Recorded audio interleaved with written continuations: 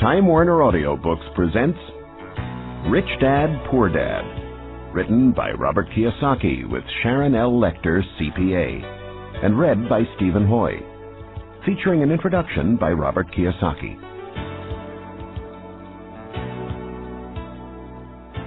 I had two fathers, a rich one and a poor one. One was highly educated and intelligent. He had a PhD and completed 4 years of undergraduate work in less than 2 years. The other father never finished the 8th grade. Both of them were successful in their careers, working hard all their lives. Both earned substantial incomes, yet one struggled financially all his life. The other would become one of the richest men in Hawaii. One died leaving tens of millions of dollars to his family, charities, and his church. The other left bills to be paid. Both men were strong, charismatic, and influential. Both men offered me advice, but they did not advise the same things. Both men believed strongly in education, but did not recommend the same course of study. If I had had only one dad, I would have had to accept or reject his advice. Having two dads advising me offered me the choice of contrasting points of view, one of a rich man and one of a poor man. Instead of simply accepting or rejecting one or the other, I found myself thinking more, comparing, and then choosing for myself. The problem was, the rich man was not rich yet, and the poor man not yet poor. Both were just starting out on their careers, and both were struggling with money and families. But they had very different points of view about the subject of money. For example, one dad would say, "The love of money is the root of all evil." The other, "The lack of money is the root of all evil." As a young boy, having two strong fathers, both influencing me, was difficult. I wanted to be a good son and listen, but the two fathers did not say the same things. The contrast in their points of view, particularly where money was concerned, was so extreme that I grew curious and intrigued. I began to start thinking for long periods of time about what each was saying. Much of my private time was spent reflecting, asking myself questions such as, "Why does he say that?" And then asking the same question of the other dad's statement. It would have been much easier to simply say, "Yeah, he's right, I agree with that," or to simply reject the point of view by saying, "The old man doesn't know what he's talking about." Instead, having two dads whom I love forced me to think and ultimately choose a way of thinking for myself. As a process, choosing to think for myself turned out to be much more valuable in the long run, rather than simply accepting or rejecting a single point of view. One of the reasons the rich get richer, the poor get poorer, and the middle class struggles in debt is because the subject of money is taught at home, not in school. Most of us learn about money from our parents. So what can a poor parent tell their child about money? They simply say, "Stay in school and study hard." The child may graduate with excellent grades, but with a poor person's financial programming and mindset. It was learned while the child was young. Money is not taught in schools. Schools focus on scholastic and professional skills, but not financial skills. This explains how smart bankers, doctors, and accountants who earned excellent grades in school may still struggle financially all their lives. Our staggering national debt is due in large part to highly educated politicians and government officials making financial decisions with little or no training on the subject of money. I often look ahead to the new millennium and wonder what will happen when we have millions of people who will need financial and medical assistance. They will be dependent upon their families or the government for financial support. What will happen when Medicare and Social Security run out of money? How will a nation survive if teaching children about money continues to be left to parents, most of whom will be, or already are, poor? Because I had two influential fathers, I learned from both of them. I had to think about each dad's advice, and in doing so, I gained valuable insight into the power and effect of one's thoughts on one's life. For example, one dad had a habit of saying, "I can't afford it." The other dad forbade those words to be used. He insisted I say, "How can I afford it?" One is a statement, and the other is a question. One lets you off the hook, and the other forces you to think. My soon-to-be-rich dad would explain that by automatically saying the words, "I can't afford it," your brain stops working. By asking the question, "How can I afford it?" your brain is put to work. He did not mean buy everything you wanted. He was fanatical about exercising your mind, the most powerful computer in the world. My brain gets stronger every day because I exercise it. The stronger it gets, the more money I can make. He believed that automatically saying, "I can't afford it," was a sign of mental laziness. Although both dads worked hard, I noticed that one dad had a habit of putting his brain to sleep when it came to money matters, and the other had a habit of exercising his brain. The long-term result was that one dad grew stronger financially and the other grew weaker.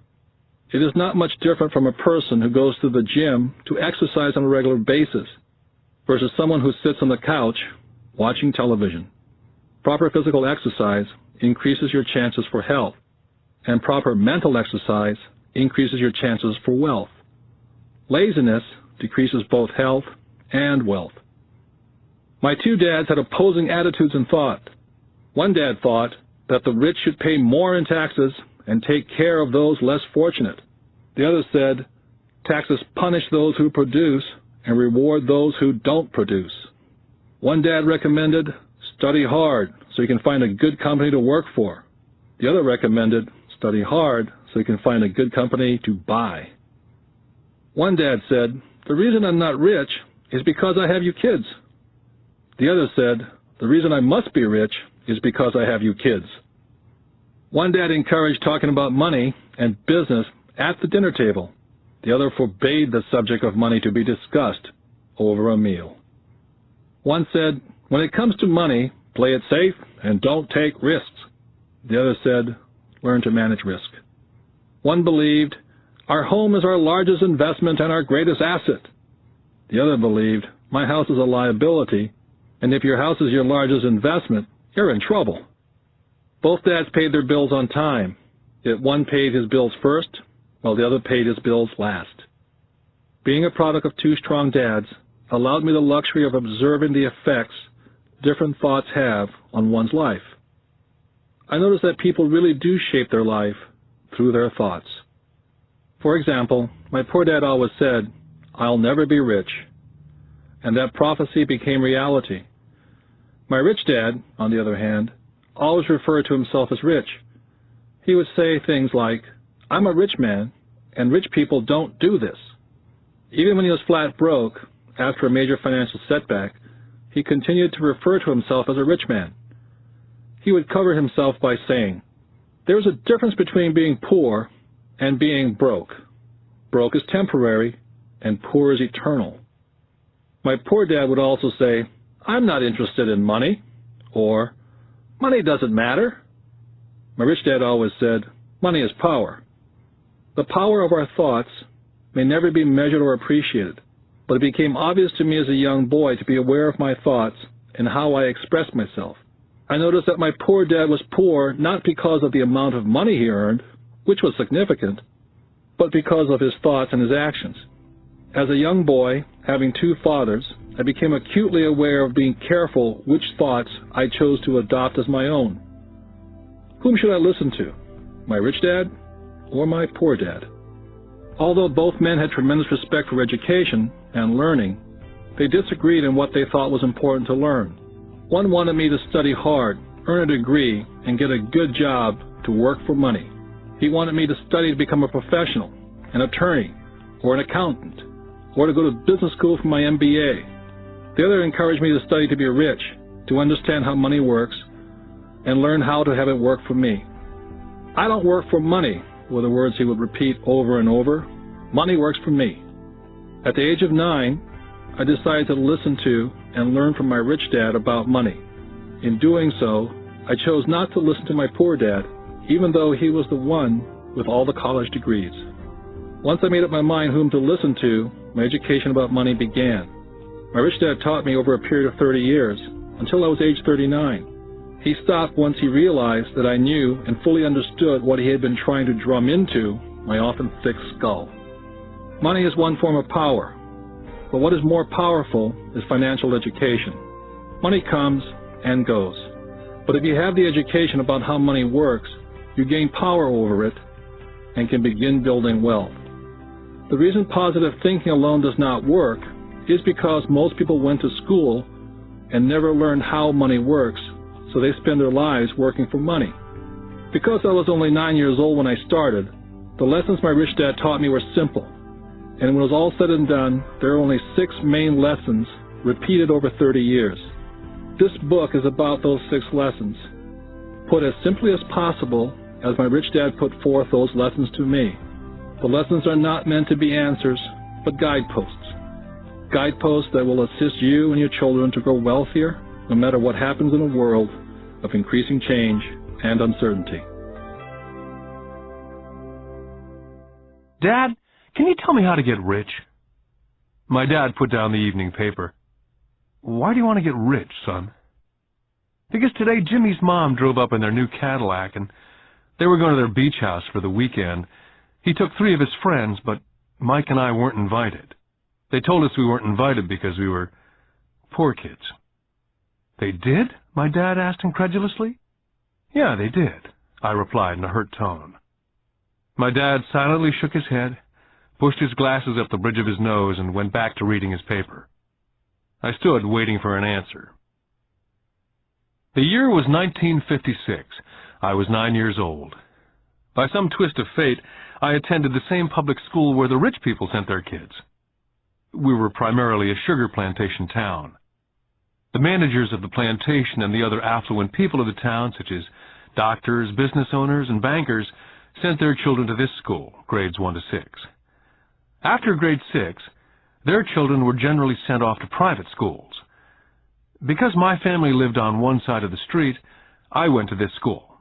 Had I lived on the other side of the street, I would have gone to a different school with kids from families more like mine. After grade 6, these kids and I would go on to the public intermediate and high school. There was no private school for them or for me. My dad finally put down the paper. Well, son, he began slowly, if you want to be rich, you have to learn to make money. How do I make money? I asked.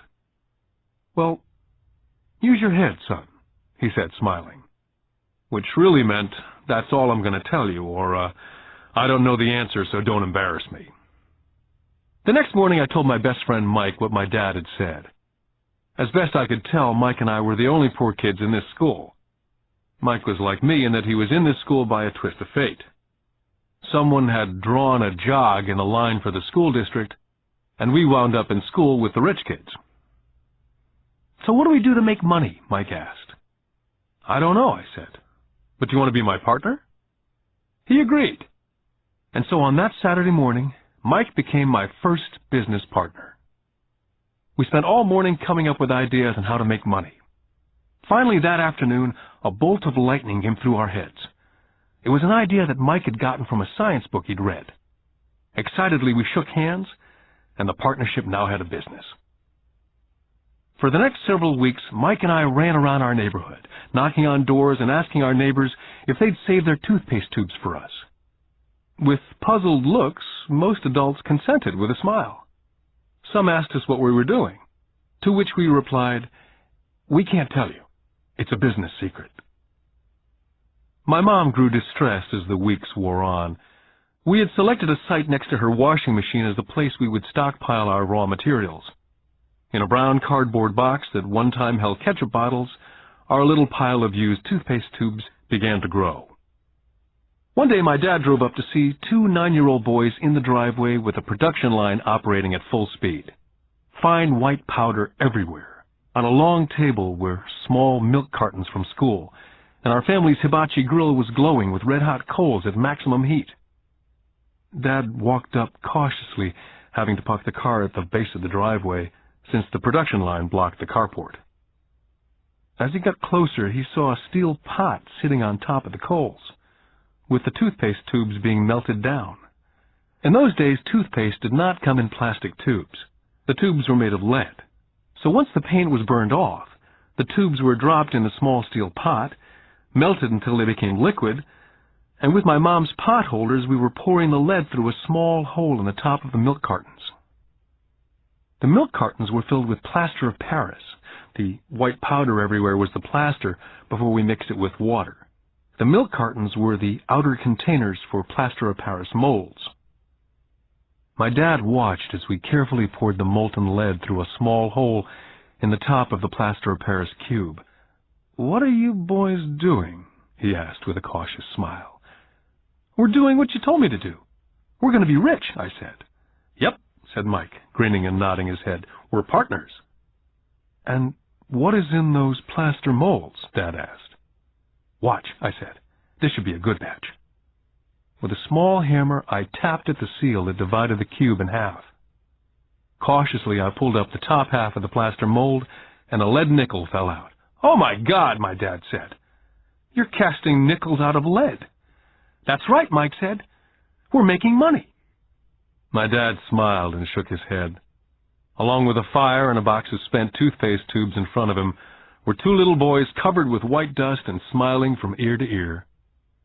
He asked us to put everything down and sit with him on the front step of our house. With a smile, he gently explained what the word counterfeiting meant. Our dreams were dashed. "You mean this is illegal?" asked Mike. "Yes, it is illegal," my dad said gently. "But you boys have shown great creativity and original thought. Keep going. I'm really proud of you." Disappointed, Mike and I sat in silence for about 20 minutes before we began cleaning up our mess. The business was over on opening day. Sweeping the powder up, I looked at Mike and said, "I guess Jimmy and his friends are right. We are poor." My father was just leaving as I said that. "Boys," he said, "you're only poor if you give up. The most important thing is that you did something. Most people only talk and dream of getting rich. You've done something. I'm very proud of the two of you. I will say it again. Keep going. Don't quit." Mike and I stood there in silence. They were nice words, but we still did not know what to do. "So how come you're not rich, Dad?" I asked. "Because I chose to be a school teacher. School teachers really don't think about being rich. We just like to teach. I wish I could help you, but I really don't know how to make money." Mike and I turned and continued our cleanup. "I know," said my dad. "If you boys want to learn how to be rich, don't ask me. Talk to your dad, Mike." "My dad?" asked Mike with a scrunched-up face. "Yeah, your dad," repeated my dad with a smile. "Your dad and I have the same banker, and he raves about your father. He's told me several times that your father is brilliant when it comes to making money. He seems to be building an empire, and I suspect in a few years he will be a very rich man." With that, Mike and I got excited again. With new vigor, we began cleaning up the mess caused by our now-defunct first business. As we were cleaning, we made plans on how and when to talk to Mike's dad. The problem was that Mike's dad worked long hours and often did not come home until late. His father owned warehouses, a construction company, a chain of stores, and 3 restaurants. It was the restaurants that kept him out late. Mike caught the bus home after we had finished cleaning up. He was going to talk to his dad when he got home that night and ask him if he would teach us how to become rich. Mike promised to call as soon as he talked to his dad, even if it was late. The phone rang at 8:30 p.m. Mike's dad had agreed to meet with Mike and me. At 7:30 Saturday morning, I caught the bus to the poor side of town. Michael and I met with his dad that morning at 8 o'clock. He was already busy and had been at work for more than an hour. His construction supervisor was just leaving in his pickup truck as I walked up to his simple, small, and tidy home. Mike met me at the door. "Dad's on the phone, and he said to wait on the back porch," Mike said as he opened the door. The old wooden floor creaked as I stepped across the threshold of this aging house. There was a cheap mat just inside the door. That mat was there to hide the years of wear from countless footsteps that the floor had supported. Although clean, it needed to be replaced. I felt claustrophobic as I entered the narrow living room, which was filled with old, musty, overstuffed furniture that today would be collector's items. Sitting on the couch were 2 women, a little older than my mom. Across from the women sat a man in workman's clothes. They smiled as Mike and I walked past them, heading for the kitchen, which led to the porch that overlooked the backyard. I smiled back shyly. "Who are those people?" I asked. Oh, they work for my dad. The older man runs his warehouses, and the women are the managers of the restaurants. And you saw the construction supervisor who's working on a road project about 50 miles from here. His other supervisor, who's building a tract of houses, had already left before you got here. Does this go on all the time, I asked. Not always, but quite often, said Mike, smiling as he pulled up a chair to sit down next to me. I asked him if he'd teach us to make money, Mike said. Oh? And what did he say to that? I asked with cautious curiosity. Well, he had a funny look on his face at first, and then he said he would make us an offer. Oh, I said, rocking my chair back against the wall. I sat there perched on two rear legs of the chair. Mike did the same thing. Suddenly, Mike's dad burst through the rickety screen door and onto the porch. Mike and I jumped to our feet, not out of respect, but because we were startled. Ready, boys? Mike's dad asked, as he pulled up a chair to sit down with us. We nodded our heads as we pulled our chairs away from the wall to sit in front of him. He was a big man, about 6 feet tall and 200 pounds. Mike says that you want to learn how to make money. Is that correct, Robert? I nodded my head quickly, but with a little intimidation. He had a lot of power behind his words and smile. Okay, here's my offer. I'll teach you, but I won't do it classroom style. You work for me, and I'll teach you. You don't work for me, I don't teach you. I can teach you faster if you work, and I'm wasting my time if you just want to sit and listen like you do in school. That's my offer. Take it or leave it. May I ask a question first, I asked. Nope, take it or leave it. I've got too much work to do to waste my time. If you can't make up your mind decisively, then you'll never learn to make money anyway. Take it, I said. Take it, said Mike. Good, said Mike's dad. Mrs. Martin will be by in 10 minutes. After I'm through with her, you ride with her to my superette, and you can begin working. I'll pay you 10 cents an hour, and you will work for 3 hours every Saturday. But I have a softball game today, I said. Mike's dad lowered his voice to a stern tone. Take it or leave it, he said. I'll take it, I replied, choosing to work and learn instead of playing softball. By 9 a.m. on a beautiful Saturday morning, Mike and I were working for Mrs. Martin. She was a kind and patient woman. She always said that Mike and I reminded her of her 2 sons who were grown and gone. Although kind, she believed in hard work, and she kept us working. She was a taskmaster. We spent 3 hours taking canned goods off the shelves, and with a feather duster, brushing each can to get the dust off, and then restacking them neatly. It was excruciatingly boring work. For 3 weeks, Mike and I reported to Mrs. Martin and worked our 3 hours.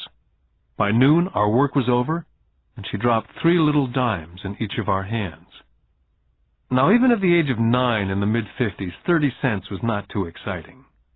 Comic books cost 10 cents back then, so I usually spent my money on comic books and went home. By Wednesday of the 4th week, I was ready to quit. I had agreed to work only because I wanted to learn to make money from Mike's dad. And now I was a slave for 10 cents an hour. On top of that, I had not seen Mike's dad since that first Saturday. I'm quitting, I told Mike at lunchtime. The school lunch was miserable. School was boring, and now I didn't even have my Saturdays to look forward to. But it was the 30 cents that really got to me. Mike smiled. Dad said this would happen. He said to meet with him when you were ready to quit. What? I said indignantly. He's been waiting for me to get fed up? Sort of, Mike said. Dad's kind of different. He teaches differently from your dad. Your mom and dad lecture a lot. My dad is quiet and a man of few words. You just wait till this Saturday. I'll tell him you're ready. You mean I've been set up? No, not really, but maybe. Dad will explain on Saturday. I was ready to face him, and I was prepared. Even my real dad was angry with him.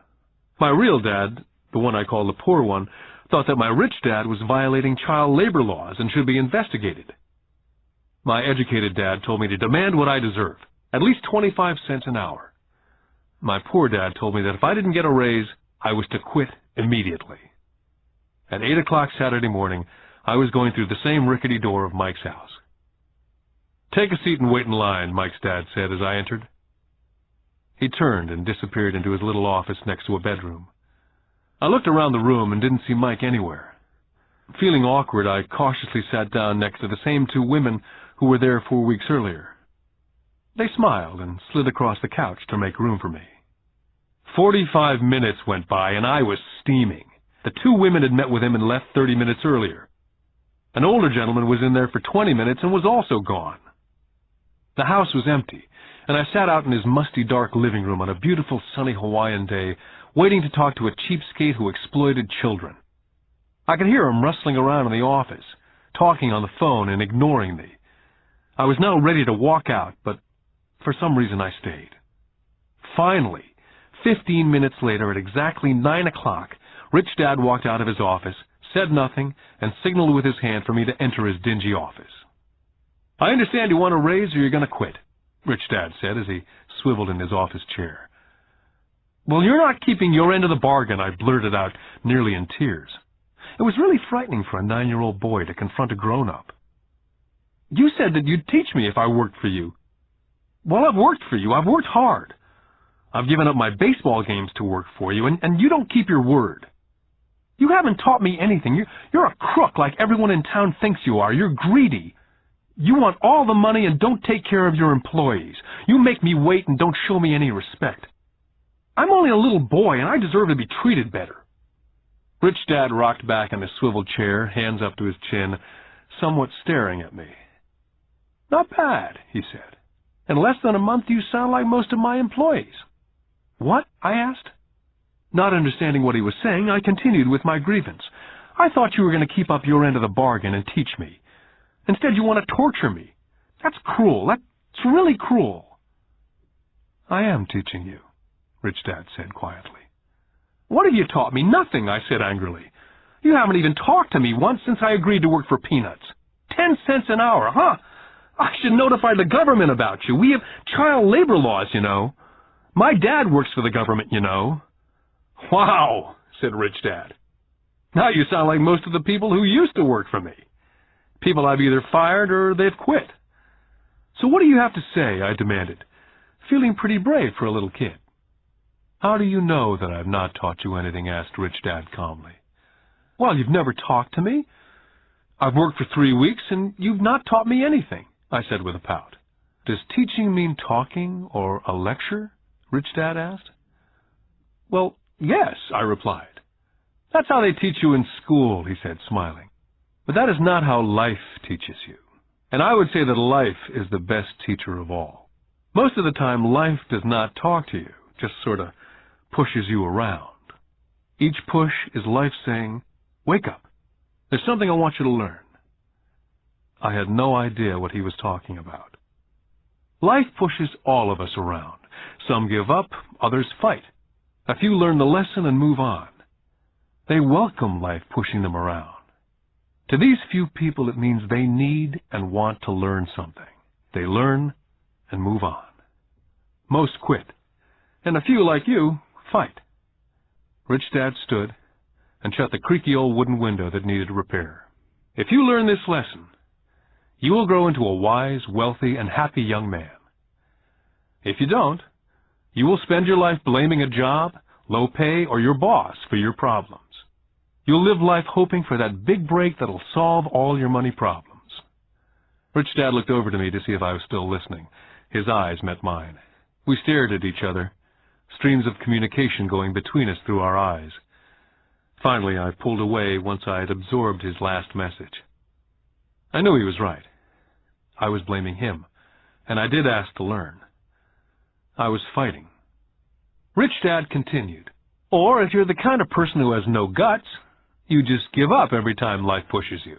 If you're that kind of person, you'll live all your life playing it safe, doing the right things, saving yourself for some event that never happens. Then you die a boring old man. You'll have lots of friends who'll really like you because you were such a nice, hard-working guy. You spent a life playing it safe, doing the right things. But the truth is, you let life push you into submission. Deep down, you were terrified of taking risks. You really wanted to win, but the fear of losing was greater than the excitement of winning. Deep inside, you and only you will know that you didn't go for it. You chose to play it safe." Our eyes met again. For 10 seconds, we looked at each other, only pulling away once the message was received.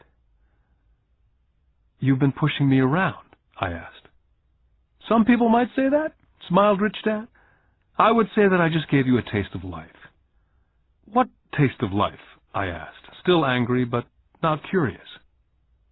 "You boys are the first people that have ever asked me to teach them how to make money. I have more than 150 employees, and not one of them has asked me what I know about money. They ask me for a job and a paycheck, but never to teach them about money. So most will spend the best years of their lives working for money, not really understanding what it is they're working for." I sat there listening intently. "So when Mike told me about you wanting to learn how to make money, I decided to design a course that was close to real life. I could talk till I was blue in the face, but you wouldn't hear a thing. So I decided to let life push you around a bit so you could hear me. That's why I only paid you 10 cents. "So what is the lesson I learned from working for only 10 cents an hour?" I asked. "That you're cheap and exploit your workers?" Rich Dad laughed heartily. "You'd best change your point of view. Stop blaming me, thinking I'm the problem. If you think I'm the problem, then you have to change me. If you realize that you're the problem, then you can change yourself, learn something, and grow wiser." "But you only pay me 10 cents. "So what are you learning?" Rich Dad asked, smiling. "That you're cheap," I said with a sly grin. "See, you think I'm the problem," said Rich Dad. "But you are. Well, keep that attitude and you learn nothing. Keep the attitude that I'm the problem, and what choices do you have?" "Well, if you don't pay me more or show me more respect and teach me, I'll quit." "Well put," Rich Dad said. And that's exactly what most people do. They quit and go looking for another job, better opportunity, and higher pay, actually thinking that a new job or more pay will solve the problem. In most cases, it won't. "So what will solve the problem?" I asked. "Just take this measly 10 cents an hour and smile?" Rich Dad smiled. "That's what the other people do. Just accept a paycheck, knowing that they and their family will struggle financially. But that's all they do. Waiting for a raise, thinking that more money will solve the problem. Most just accept it, and some take a second job working harder, but again accepting a small paycheck."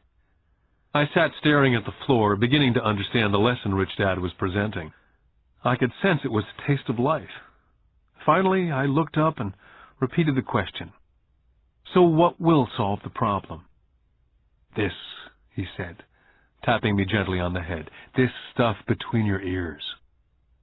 It was at that moment that Rich Dad shared the pivotal point of view that separated him from his employees and my poor dad, and led him to eventually become one of the richest men in Hawaii, while my highly educated but poor dad struggled financially all his life. It was a singular point of view that made all the difference over a lifetime. Rich Dad said over and over this point of view, which I call lesson number 1. The rich don't work for money. On that bright Saturday morning, I was learning a completely different point of view from what I'd been taught by my poor dad. At the age of 9, I grew aware that both dads wanted me to learn. Both dads encouraged me to study, but not the same things. My highly educated dad recommended that I do what he did. "Son, I want you to study hard, get good grades, so you can find a safe, secure job with a big company, and make sure it has excellent benefits." My rich dad wanted me to learn how money works, so I could make it work for me. These lessons I would learn through life with his guidance, not because of a classroom. My rich dad continued my first lesson. "I'm glad you get angry about working for 10 cents an hour. If you'd not gotten angry, and had gladly accepted it, I would have to tell you that I could not teach you. You see, true learning takes energy, passion, a burning desire. Anger is a big part of that formula, for passion is anger and love combined.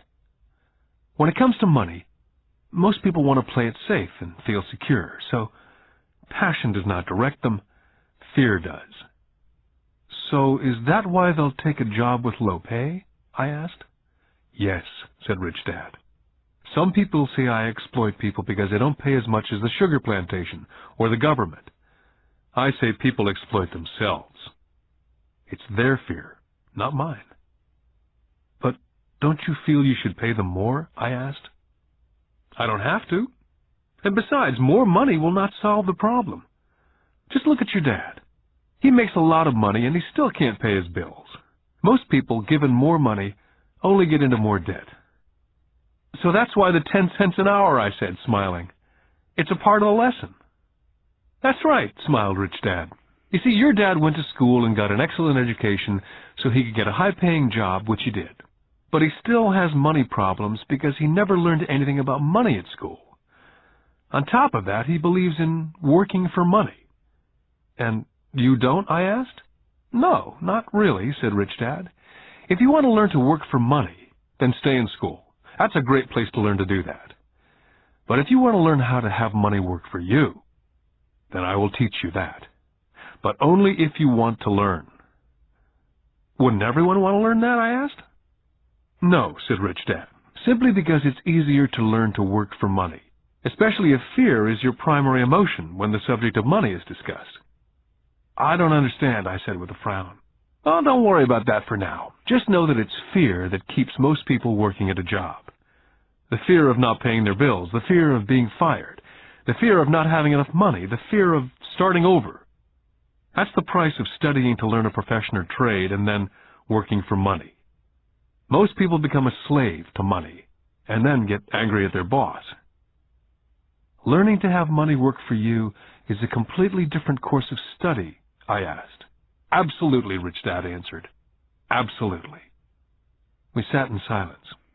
My friends would have been just starting their Little League baseball game. But for some reason I was now thankful I decided to work for 10 cents an hour. I sensed that I was about to learn something my friends would not learn in school. Ready to learn? Asked Rich Dad. Absolutely, I said with a grin. I've kept my promise. I've been teaching you from afar, my Rich Dad said. At 9 years old, you've gotten a taste of what it feels like to work for money. Just multiply your last month by 50 years, and you'll have an idea of what most people spend their life doing. I don't understand, I said. How did you feel waiting in line to see me? Once to get hired and once to ask for more money. Terrible, I said. If you choose to work for money, that is what life is like for many people, said Rich Dad. And how did you feel when Mrs. Martin dropped 3 dimes in your hand for 3 hours' work? I felt like it wasn't enough. It seemed like nothing. I was disappointed, I said. And that is how most employees feel when they look at their paychecks, especially after all the tax and other deductions are taken out. At least you got 100%. You mean most workers don't get paid everything? I asked with amazement. Heavens, no, said Rich Dad. The government always takes its share first. How do they do that? I asked. Taxes, said Rich Dad. You're taxed when you earn, you're taxed when you spend, you're taxed when you save, you're taxed when you die. Why do people let the government do that to them? The rich don't, said Rich Dad with a smile. The poor and the middle class do. I'll bet you that I earn more than your dad, yet he pays more in taxes. How can that be, I asked. As a 9-year-old boy, that made no sense to me. Why would someone let the government do that to them? Rich Dad sat there in silence. I guess he wanted me to listen instead of jabber away at the mouth. Finally, I calmed down. I did not like what I had heard. I knew my dad complained constantly about paying so much in taxes, but really did nothing about it. Was that life pushing him around? Rich Dad rocked slowly and silently in his chair, just looking at me. Ready to learn? He asked. I nodded my head slowly. Learning how to have money work for you is a lifetime study. Most people go to college for 4 years and their education ends. I already know that my study of money will continue over a lifetime simply because the more I find out, the more I find out I need to know. Most people never study the subject. They go to work, get their paycheck, balance their checkbooks, and that's it. On top of that, they wonder why they have money problems. Then they think that more money will solve the problem. Few realize that it's their lack of financial education that is the problem. So, my dad has tax problems because he doesn't understand money? I asked, confused. Look, said Rich Dad, taxes are just one small section on learning how to have money work for you. Today, I just wanted to find out if you still have the passion to learn about money. Most people don't. They want to go to school, learn a profession, have fun at their work, and earn lots of money. One day they wake up with big money problems, and then they can't stop working. That's the price of only knowing how to work for money, instead of studying how to have money work for you. So, do you still have the passion to learn? Asked Rich Dad. I nodded my head. Good, said Rich Dad. Now get back to work. This time I will pay you nothing. What? I asked in amazement. You heard me. Nothing. You'll work the same 3 hours every Saturday, but this time you will not be paid 10 cents an hour. You said you wanted to learn to not work for money, so I'm not going to pay you anything. I couldn't believe what I was hearing. I've already had this conversation with Mike. He's already working, dusting, and stacking canned goods for free. You better hurry up and get back there. I stood there, still not believing what a raw deal I'd been handed. Here I came to ask for a raise, and now I was being told to keep working for nothing. Rich Dad tapped me on the head and said, "Use this.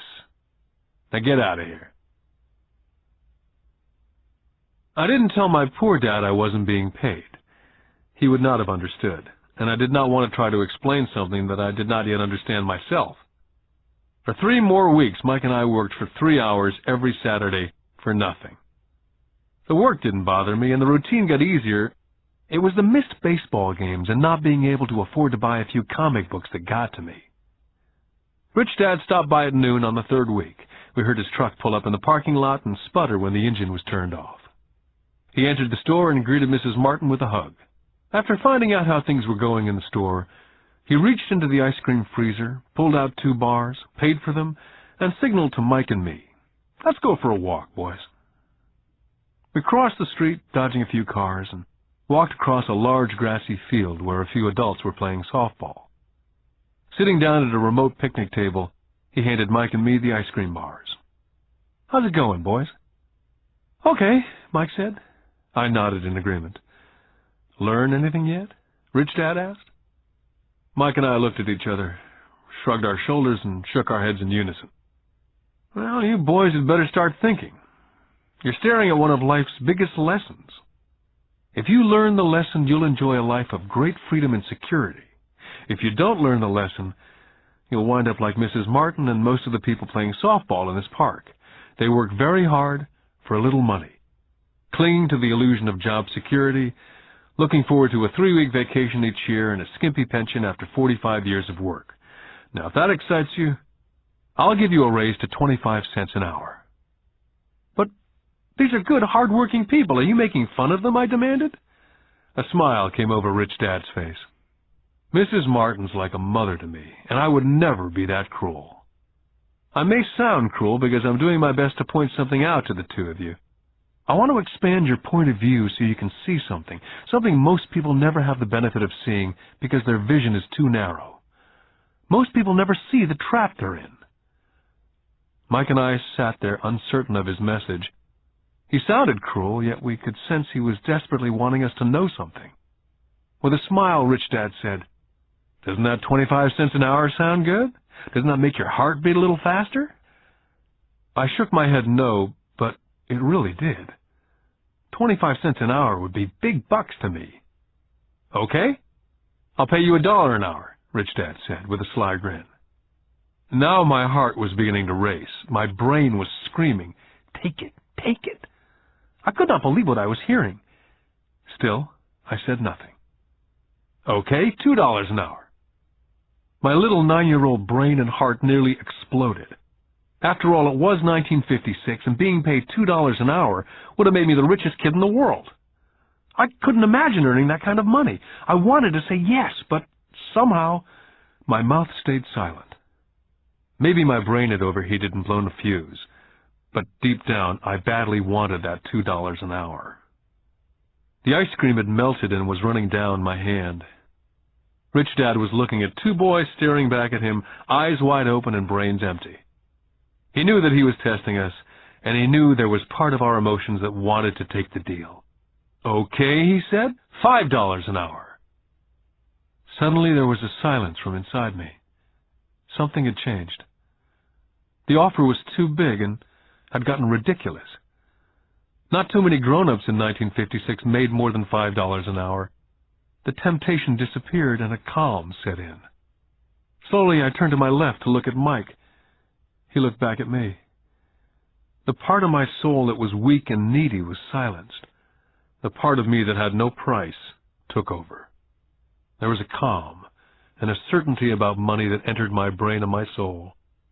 I knew Mike had gotten to that point also. "Good," Rich Dad said softly. "Most people have a price. And they have a price because of human emotions named fear and greed. First, the fear of being without money motivates us to work hard. And then once we get that paycheck, greed or desire starts us thinking about all the wonderful things money can buy. The pattern is then set." "What pattern?" I asked. "The pattern of get up, go to work, pay bills, get up, go to work, pay bills." Their lives are then run forever by two emotions, fear and greed. Offer them more money, and they continue the cycle by also increasing their spending. This is what I call the rat race. "There is another way?" Mike asked. "Yes," said Rich Dad slowly, "but only a few people find it." "And what is that way?" Mike asked. "That's what I hope you boys will find out as you work and study with me. That is why I took away all forms of pay." "Any hints?" Mike asked. "We're kind of tired of working hard, especially for nothing." "Well, the first step is telling the truth," said Rich Dad. "We haven't been lying," I said. "I did not say you were lying. I said to tell the truth," Rich Dad came back. "The truth about what?" I asked. "How you're feeling," Rich Dad said. "You don't have to say it to anyone else, just yourself." "You mean the people in this park, the people who work for you, Mrs. Martin, they don't do that?" I asked. "I doubt it," Rich Dad said. "Instead, they feel the fear of not having money. Instead of confronting the fear, they react instead of think. They react emotionally instead of using their heads," Rich Dad said, tapping us on our heads. "Then they get a few bucks in their hands, and again the emotion of joy and desire and greed take over. And again they react instead of think." "So their emotions do their thinking," Mike said. "That's correct," said Rich Dad. "Money is running their lives, and they refuse to tell the truth about that. Money is in control of their emotions, and hence their souls." Rich Dad sat quietly, letting his words sink in. Realizing we had absorbed as much as possible of what he was talking about, Rich Dad said, "I want you boys to avoid that trap.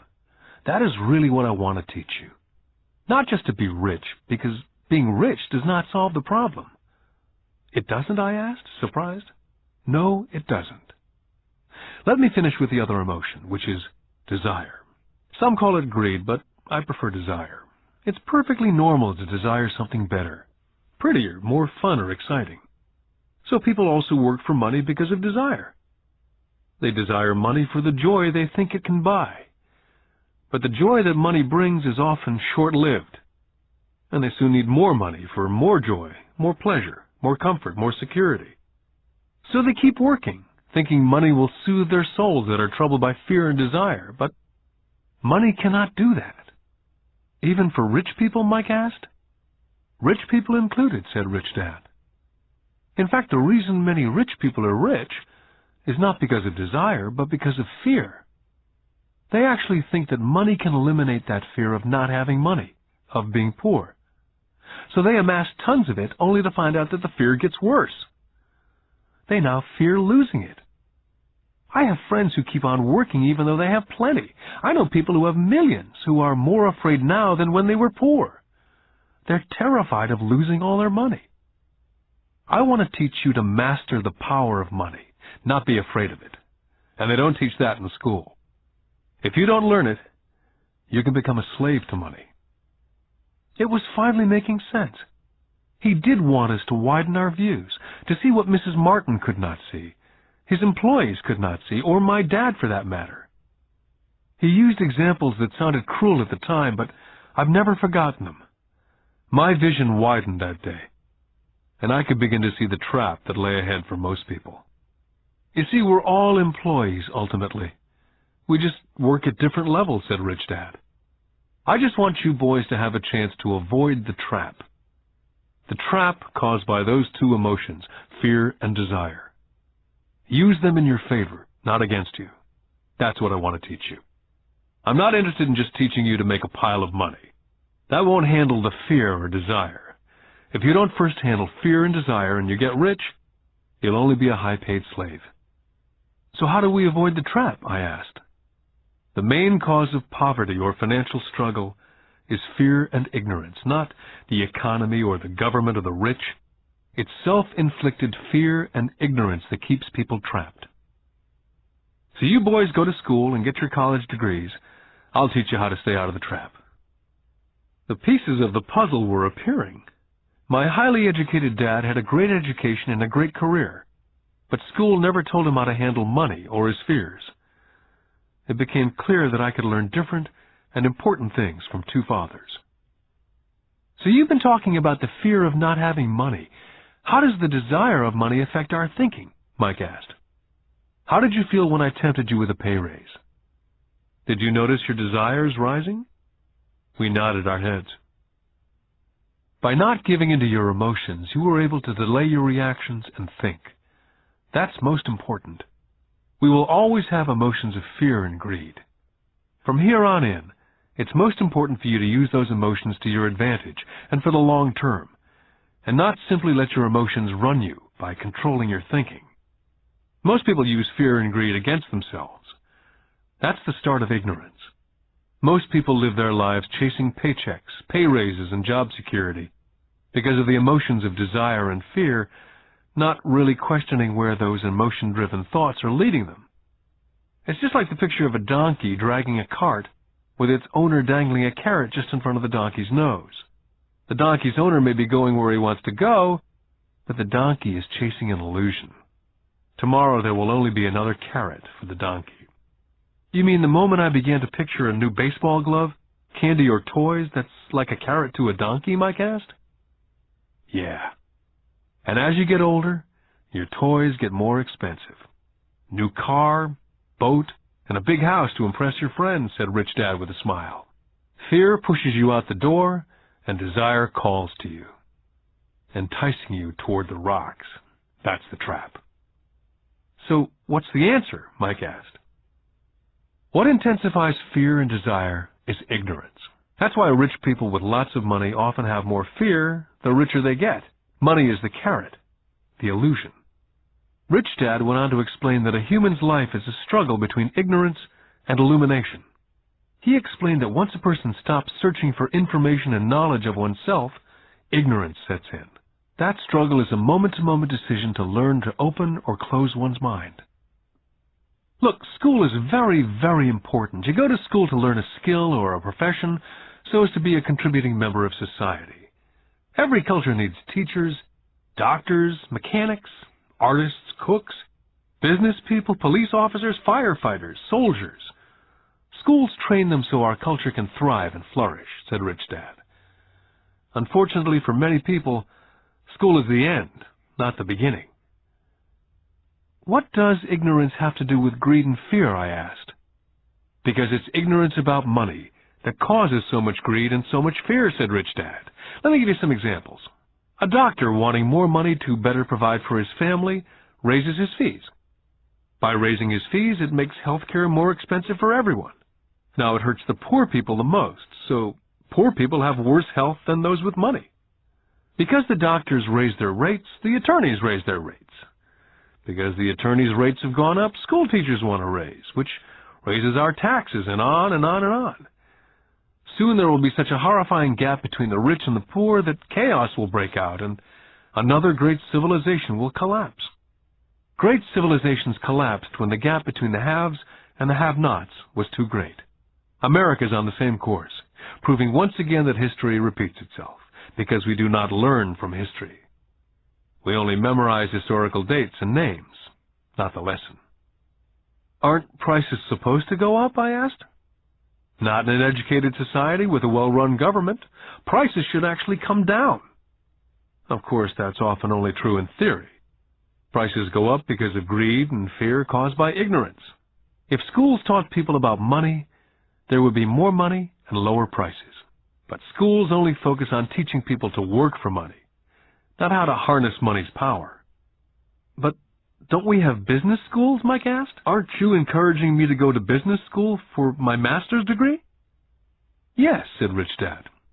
But all too often business schools train employees who are sophisticated bean counters. Heaven forbid a bean counter takes over a business. All they do is look at the numbers, fire people, and kill the business. I know because I hire bean counters. All they think about is cutting costs and raising prices, which causes more problems. Bean counting is important. I wish more people knew it, but it too is not the whole picture, added Rich Dad angrily. So is there an answer? Asked Mike. Yes, said Rich Dad. Learn to use your emotions to think, not think with your emotions. When you boys mastered your emotions, first by agreeing to work for free, I knew there was hope. When you again resisted your emotions when I tempted you with more money, you were again learning to think in spite of being emotionally charged. That's the first step. Can you tell the difference between emotions thinking and the head thinking? Mike asked. Oh, yes, I hear it all the time, said Rich Dad. I hear things like, well, everyone has to work, or the rich are crooks, or I'll get another job, I deserve this raise. You can't push me around, or I like this job because it's secure. Instead of, is there something I'm missing here? Which breaks the emotional thought and gives you time to think clearly. I must admit it was a great lesson to be getting, to know when someone was speaking out of emotions or out of clear thought. It was a lesson that served me well for life, especially when I was the one speaking out of reaction and not from clear thought. As we headed back to the store, Rich Dad explained that the rich really did make money. They did not work for it. He went on to explain that when Mike and I were casting 5-cent pieces out of lead, thinking we were making money, we were very close to thinking the way rich people think. The problem was that it was illegal for us to do it. Rich Dad went on to explain that the rich know that money is an illusion, truly like the carrot for the donkey.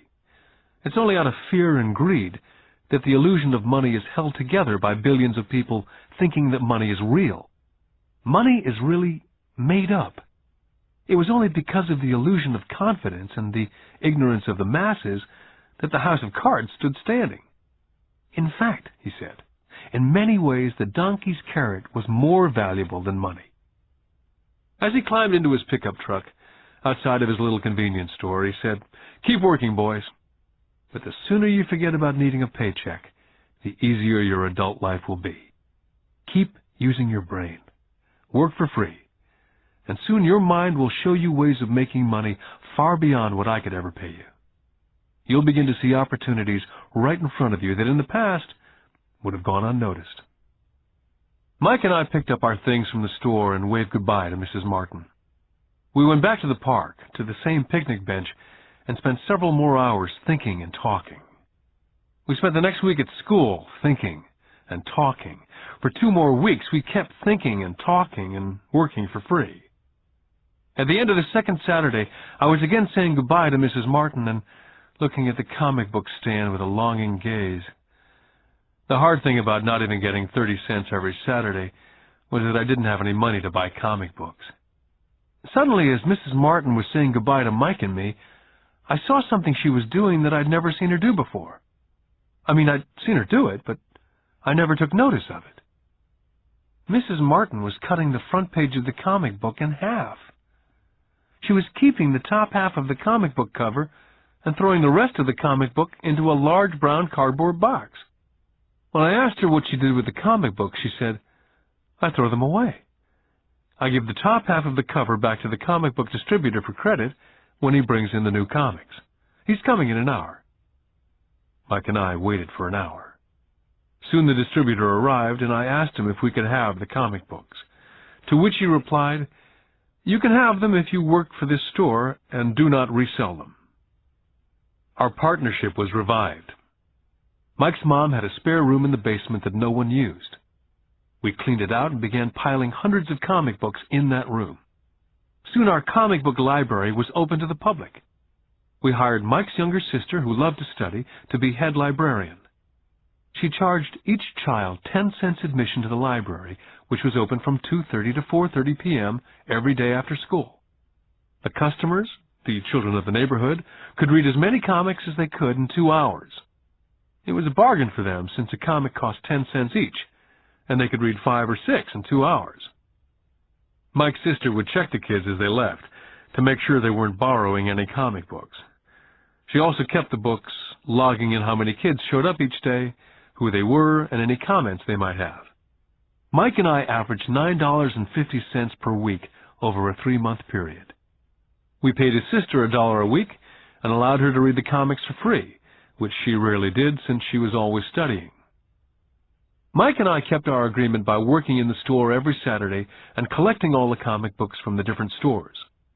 We kept our agreement to the distributor by not selling any comic books. We burned them once they got too tattered. We tried opening a branch office, but we could never quite find someone as dedicated as Mike's sister we could trust. At an early age, we found out how hard it was to find good staff. 3 months after the library first opened, a fight broke out in the room. Some bullies from another neighborhood pushed their way in and started it. Mike's dad suggested we shut down the business. So our comic book business was shut down, and we stopped working on Saturdays at the convenience store. Anyway, Rich Dad was excited because he had new things he wanted to teach us. He was happy because we'd learned our first lesson so well. We'd learned to have money work for us. By not getting paid for our work at the store, we were forced to use our imaginations to identify an opportunity to make money. By starting our own business, the comic book library, we were in control of our own finances, not dependent on an employer. The best part was that our business generated money for us, even when we weren't physically there. Our money worked for us. Instead of paying us money, Rich Dad had given us so much more. Lesson 2. Why Teach Financial Literacy? In 1990, my best friend Mike took over his father's empire and is in fact doing a better job than his dad did. We see each other once or twice a year on the golf course. He and his wife are wealthier than you could imagine. Rich Dad's empire is in great hands, and Mike is now grooming his son to take his place, as his dad groomed us. In 1994, I retired at the age of 47, and my wife Kim was 37. Retirement does not mean not working. To my wife and me, it means that, barring unforeseen cataclysmic changes, we can work or not work, and our wealth grows automatically, staying way ahead of inflation. I guess it means freedom. The assets are large enough to grow by themselves. It's like planting a tree. You water it for years, and then one day it doesn't need you anymore. Its roots have gone down deep enough. Then the tree provides shade for your enjoyment. Mike chose to run the empire, and I chose to retire. Whenever I speak to groups of people, they often ask what I would recommend, or what could they do? How do they get started? Is there a good book I'd recommend? What is the secret to success? I simply say to them what my rich dad said back to me when I was a little kid. If you want to be rich, you need to be financially literate. That idea was drummed into my head every time we were together. As I said, my educated dad stressed the importance of reading books, while my rich dad stressed the need to master financial literacy. If you're going to build the Empire State Building, the first thing you need to do is dig a deep hole and pour a strong foundation. If you're going to build a home in the suburbs, all you need to do is pour a 6-inch slab of concrete. Most people, in their drive to get rich, are trying to build an Empire State Building on a 6-inch slab. Our school system, having been created in the agrarian age, believes in homes with no foundation dirt floors are still the rage. So kids graduate from school with virtually no financial foundation. One day, sleepless and deep in debt in suburbia, living the American dream, they decide that the answer to their financial problems is to find a way to get rich quick. Construction on a skyscraper begins. It goes up quickly, and soon, instead of the Empire State Building, we have the Leaning Tower of suburbia. The sleepless nights return. As for Mike and me in our adult years, both of our choices were possible, because we were taught to pour a strong financial foundation when we were just kids. Now, accounting is possibly the most boring subject in the world. It also could be the most confusing. But if you want to be rich, long term, it could be the most important subject. The question is, how do you take a boring and confusing subject and teach it to kids? The answer is, make it simple. My rich dad poured a strong financial foundation for Mike and me. Since we were just kids, he created a simple way to teach us. For years, he only drew pictures and used words. Mike and I understood the simple drawings, the jargon, the movement of money. And then in later years, Rich Dad began adding numbers. Most importantly, you must know the difference between an asset and a liability, and buy assets. If you want to be rich, this is all you need to know. It is rule number 1. It is the only rule. This may sound absurdly simple, but most people have no idea how profound this rule is. Most people struggle financially because they do not know the difference between an asset and a liability. Rich people acquire assets. The poor and middle class acquire liabilities, but they think they are assets. When Rich Dad explained this to Mike and me, we thought he was kidding. Here we were nearly teenagers and waiting for the secret to get rich, and this was his answer. It was so simple that we had to stop for a long time to think about it. If it's that simple, how come everyone's not rich? I asked. Rich Dad smiled, because people do not know the difference between an asset and a liability. I remember asking, how could adults be so silly? If it's that simple, if it's that important, why would everyone not want to find out? It took our Rich Dad only a few minutes to explain what assets and liabilities were. To teach preteen boys, Rich Dad kept everything simple, using as many pictures as possible, as few words as possible, and no numbers for years. My Rich Dad simply drew a vertical box with a line through the middle. The top half was for income, and the bottom half was for expenses. Then beneath that box, he drew another box horizontally, which he divided into a left half for assets and a right half for liabilities.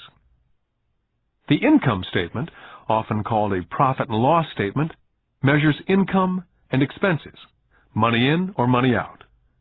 The second set of boxes is the balance sheet. It's called that because it's supposed to balance assets against liabilities. That relationship is vital to understand. The primary cause of financial struggle is simply not knowing the difference between an asset and a liability. The cause of the confusion is found in the definition of the two words. If you want a lesson in confusion, simply look up the words asset and liability in the dictionary. So my Rich Dad simply told two young boys the following. An asset is something that puts money in my pocket. A liability is something that takes money out of my pocket. This is really all you need to know. If you want to be rich, simply spend your life buying assets.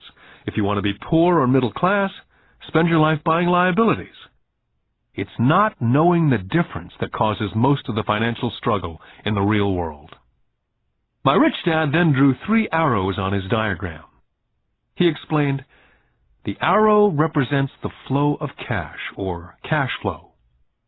In 80% of most families, the financial story is a story of working hard in an effort to get ahead. It's not because they don't make money, but because they spend their lives buying liabilities instead of assets. The first arrow showed the cash flow pattern of a poor person or a young person still at home. The arrow goes into the income box from a job or salary. It then continues into the expense box. Expenses include taxes, rent, and everyday living expenses. It flows out the expense box and is gone. The second arrow Rich Dad drew represented the cash flow pattern of a middle-class person. The arrow flows from a job into the income box. It then flows into the liabilities box. Most middle-class people acquire many liabilities, such as a mortgage, a car loan, and credit card debt. From the liabilities box, it flows to the expense box, where the monthly payments are made for the liabilities as well as taxes and living expenses. From there, it flows out the expense box and is gone. The third arrow is the pattern of a wealthy person. This arrow simply flows from the asset box into the income box. The cash flow is not generated by a job or salary, but by assets. Remember, assets are things that put money in your pocket. Additionally, the rich have few expenses and liabilities, or if they do, those liabilities are more than covered by their assets.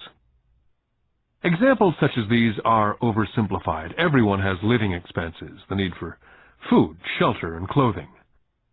The diagrams Rich Dad drew show the flow of cash through a poor, middle class, or wealthy person's life. It's the cash flow that tells the story. It's the story of how a person handles their money, what they do after they get the money in their hand. I cringe whenever I hear people ask me how to get rich quicker. Or how do they start? I often hear, I'm in debt, so I need to make more money. But more money will often not solve the problem.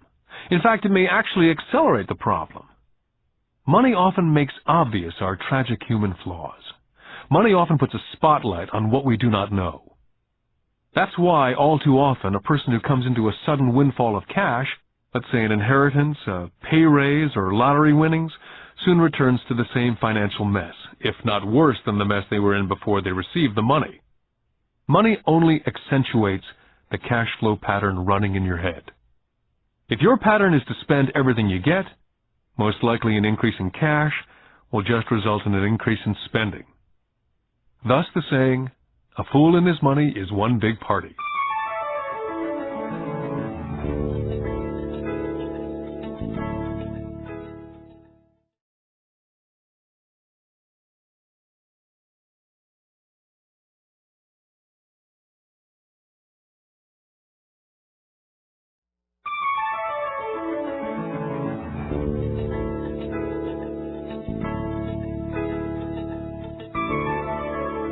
Because students leave school without financial skills, millions of educated people pursue their profession successfully, but later find themselves struggling financially. They work harder but don't get ahead. What's missing from their education is not how to make money, but how to spend money. What to do after you make it. It's called financial aptitude. What to do with the money once you make it, how to keep people from taking it from you, how long you keep it, and how hard that money works for you. Most people cannot tell why they struggle financially because they don't understand cash flow. A person can be highly educated, professionally successful, and financially illiterate. These people often work harder than they need to because they learned how to work hard, but not how to have their money work for them. The moving picture show of hard-working people has a set pattern. Recently married, the happy, highly educated young couple move in together in one of their cramped rented apartments. Immediately they realize that they're saving money because two can live as cheaply as one. The problem is, the apartment is cramped. They decide to save money to buy their dream home so they can have kids. They now have two incomes, and they begin to focus on their careers. Their incomes begin to increase. As their incomes go up, their expenses go up as well, so there is little or no money to flow into the asset box. This means the only income they get comes from their jobs. The number one expense for most people is taxes. Many people think it's income tax, but for most Americans, their highest tax is Social Security. As an employee, it appears as if the Social Security tax, combined with the Medicare tax rate, is roughly 7.5%. But it's really 15%, since the employer must match the Social Security amount. In essence, it is money the employer cannot pay you. On top of that, you still have to pay income tax on the amount deducted from your wages for Social Security tax. Income you never receive because it went directly to Social Security through withholding. Then their liabilities go up. This is best demonstrated by going back to the young couple. As a result of their incomes going up, They decide to go out and buy the house of their dreams. Once in their house, they have a new tax, called property tax. Then they buy a new car, new furniture, and new appliances to match their new house. All of a sudden, they wake up, and their liabilities column is full of mortgage debt and credit card debt. They're now trapped in the rat race. A child comes along. They work harder. The process repeats itself. More money and higher taxes, also called bracket creep. A credit card comes in the mail. They use it. It maxes out. A loan company calls and says their greatest asset, their home, has appreciated in value. The company offers a bill consolidation loan because their credit is so good and tells them the intelligent thing to do is clear off the high-interest consumer debt by paying off their credit card. And besides, interest on their home is a tax deduction. They go for it and pay off those high-interest credit cards. They breathe a sigh of relief. Their credit cards are paid off. They've now folded their consumer debt into their home mortgage. Their payments go down because they extend their debt over 30 years. It is the smart thing to do. Their neighbor calls to invite them to go shopping. The Memorial Day sale is on. A chance to save some money. They say to themselves, I won't buy anything, I'll just go look. But just in case they find something, they tuck that clean credit card inside their wallet. I run into this young couple all the time. Their names change, but their financial dilemma is the same. They come to one of my talks to hear what I have to say. They ask me, can you tell us how to make more money? Their spending habits have caused them to seek more income. They don't even know that the trouble is really how they choose to spend the money they do have. And that is the real cause of their financial struggle.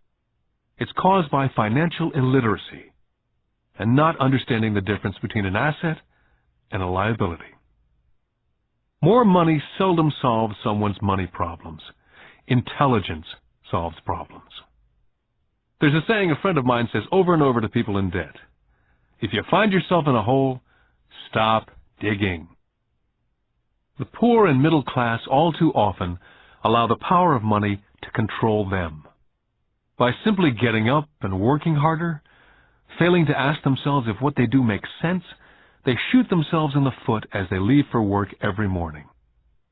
By not fully understanding money, the vast majority of people allow the awesome power of money to control them.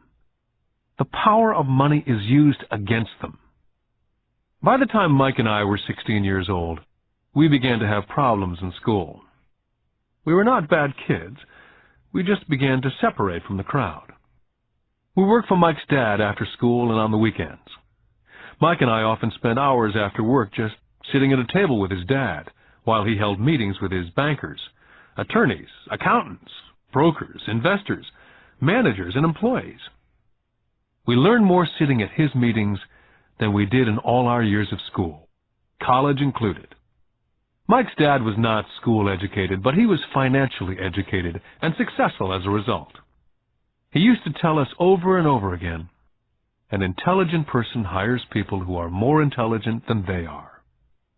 So Mike and I had the benefit of spending hours listening to, and in the process learning from, intelligent people. But because of this, both Mike and I just could not go along with the standard dogma that our teachers preached. Occasionally, Mike or I would ask our teachers how what we studied was applicable, or we asked why we never studied money and how it worked. To the latter question, we often got the answer that money was not important, that if we excelled in our education, the money would follow. The more we knew about the power of money, the more distant we grew from the teachers and our classmates. My highly educated dad never pressured me about my grades. I often wondered why, but we did begin to argue about money. By the time I was 16, I probably had a far better foundation with money than both my mom and dad. I could keep books. I listened to tax accountants, corporate attorneys, bankers, real estate brokers, investors, and so forth. My dad talked to teachers. One day, my dad was telling me why our home was his greatest investment. A not too pleasant argument took place when I showed him why I thought a house was not a good investment. The argument illustrated the difference in perception between my rich dad and my poor dad when it came to their homes. Poor dad thought his house was an asset and listed it in the asset box, and the rich dad thought it was a liability and put his home in the liability box. I remember when I drew a diagram for my dad showing him the direction of cash flow. I also showed him the ancillary expenses that went along with owning the home. A bigger home meant bigger expenses, and the cash flow kept going out through the expense column.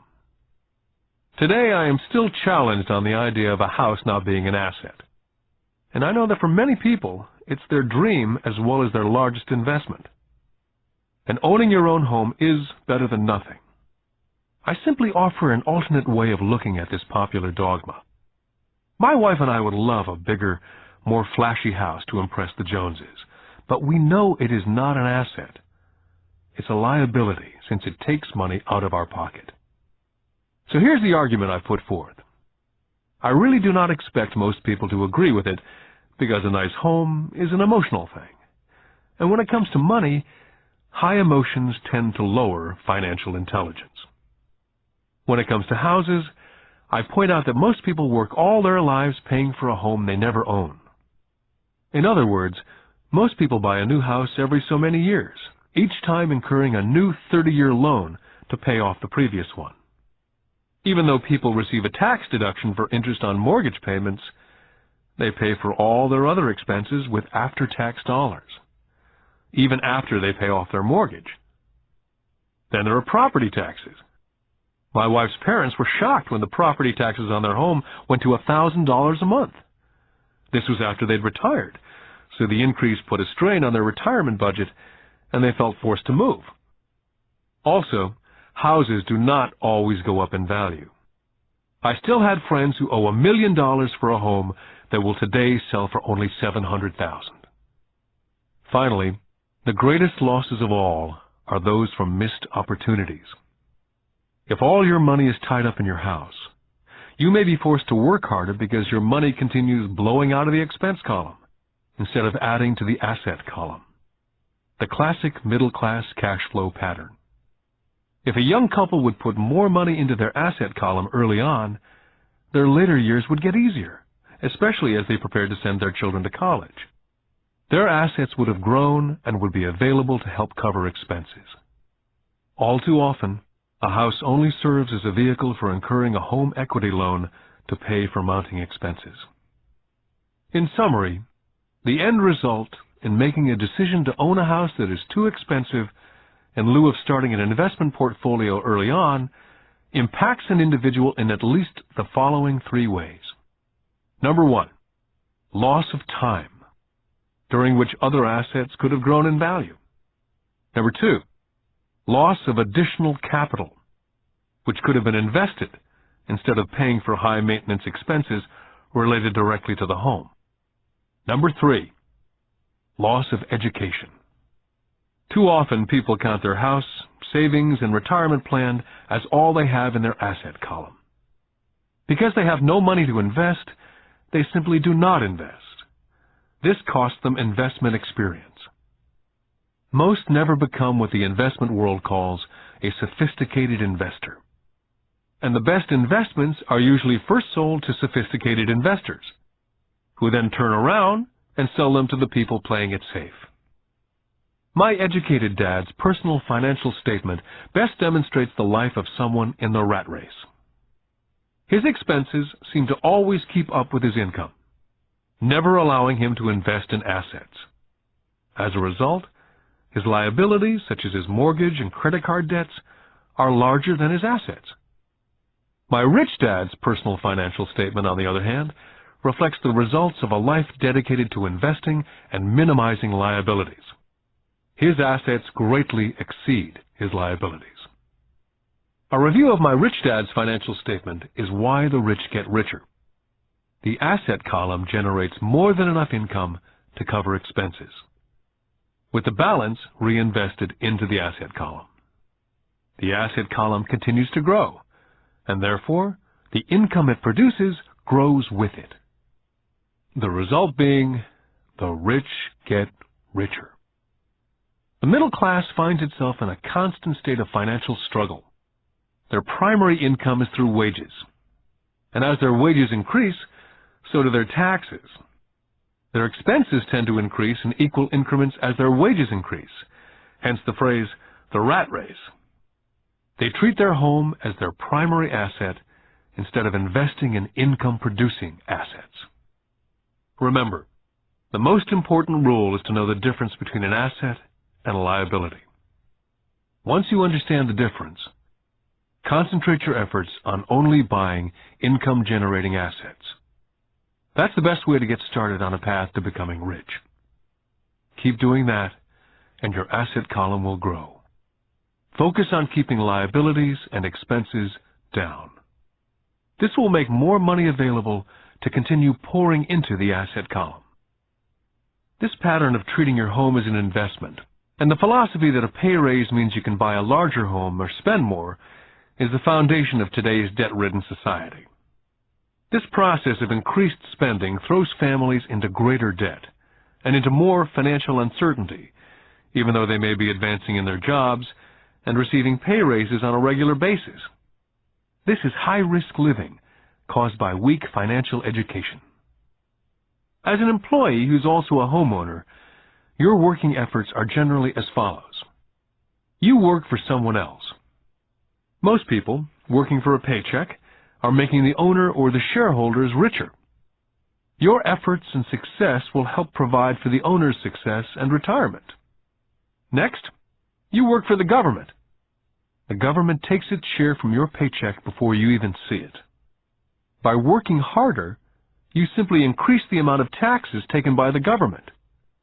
Most people work from January to May just for the government. And finally, you work for the bank.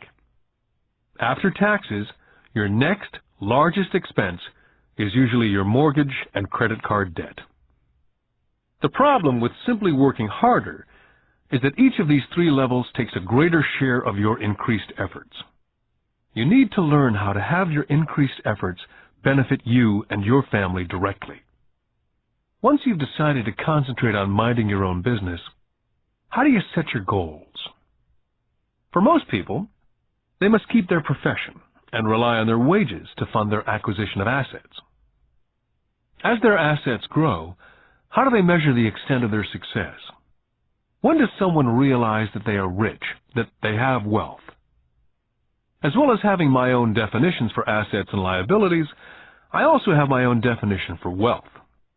Actually, I borrowed it from a man named Buckminster Fuller. Some people call him a quack, and others call him a living genius.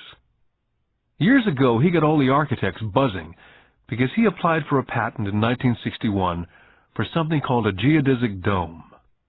But in the application, Fuller also said something about wealth. It was pretty confusing at first, but after reading it for a while, it began to make some sense. Wealth is a person's ability to survive so many number of days forward. Or, if I stopped working today, how long could I survive? Unlike net worth, the difference between your assets and liabilities, which is often filled with a person's expensive junk and opinions of what things are worth, this definition creates the possibility for developing a truly accurate measurement. I could now measure and really know where I was in terms of my goal to become financially independent. Although net worth often includes these non-cash producing assets like stuff you bought that now sits in your garage, wealth measures how much money your money is making, and therefore your financial survivability. Wealth is the measure of the cash flow from the asset column compared with the expense column. Let's use an example. Let's say I have a cash flow from my asset column of $1,000 a month, and I have monthly expenses of $2,000. What's my wealth? Let's go back to Buckminster Fuller's definition. Using his definition, how many days forward can I survive? And let's assume a 30-day month. By that definition, I have enough cash flow for half a month. When I have achieved $2,000 a month cash flow from my assets, then I will be wealthy. I now have income generated from assets each month that fully covers my monthly expenses. If I want to increase my expenses, I first must increase my cash flow from assets to maintain this level of wealth. Take notice that it's at this point that I am no longer dependent on my wages. I have focused on and been successful in building an asset column that's made me financially independent. If I quit my job today, I would be able to cover my monthly expenses with the cash flow from my assets. My next goal would be to have the excess cash flow from my assets reinvested into the asset column. The more money that goes into my asset column, the more my asset column grows. The more my assets grow, the more my cash flow grows. And as long as I keep my expenses less than the cash flow from these assets, I will grow richer, with more and more income from sources other than my physical labor. As this reinvestment continues, I am well on my way to being rich. The actual definition of rich is in the eye of the beholder. You can never be too rich. Just remember this simple observation. The rich buy assets, the poor only have expenses. The middle class buys liabilities they think are assets. So how do I start minding my own business? What's the answer? Listen to the founder of McDonald's. Lesson 3. Mind your own business. In 1974, Ray Kroc, the founder of McDonald's, was asked to speak at the MBA class at the University of Texas at Austin. A dear friend of mine, Keith Cunningham, was a student in that MBA class. After a powerful and inspiring talk, the class adjourned, and the students asked Ray if he would join them at their favorite hangout to have a few beers. Ray graciously accepted. "What business am I in?" Ray asked, once the group had all their beers in hand. Everyone laughed, said Keith. Most of the MBA students thought Ray was just fooling around. No one answered, so Ray asked the question again. "What business do you think I'm in?" The students laughed again. And finally one brave soul yelled out, "Ray, who in the world does not know that you're in the hamburger business?" Ray chuckled. "That's what I thought you'd say." He paused, and then quickly said, "Ladies and gentlemen, I'm not in the hamburger business. My business is real estate." McDonald's today is the largest single owner of real estate in the world, owning even more than the Catholic Church. Today, McDonald's owns some of the most valuable intersections and street corners in America, as well as in other parts of the world. Keith said it was one of the most important lessons in his life. Today, Keith owns car washes, but his business is the real estate under those car washes. The previous chapter ended with a statement illustrating that most people work for everyone but themselves. They work first for the owners of the company, then for the government through taxes, and finally for the bank that owns their mortgage. As a young boy, we did not have a McDonald's nearby. Yet my rich dad was responsible for teaching Mike and me the same lesson that Ray Kroc talked about at the University of Texas. It is secret number 3 of the rich. The secret is, mind your own business. Financial struggle is often directly the result of people working all their life for someone else. Many people will have nothing at the end of their working days. Our current educational system focuses on preparing today's youth to get good jobs by developing scholastic skills. Their lives will revolve around their wages, or, as described earlier, their income column. And after developing scholastic skills, they go on to higher levels of schooling to enhance their professional abilities. They study to become engineers, scientists, cooks, police officers, artists, writers, and so on. These professional skills allow them to enter the workforce and work for money. There's a big difference between your profession and your business.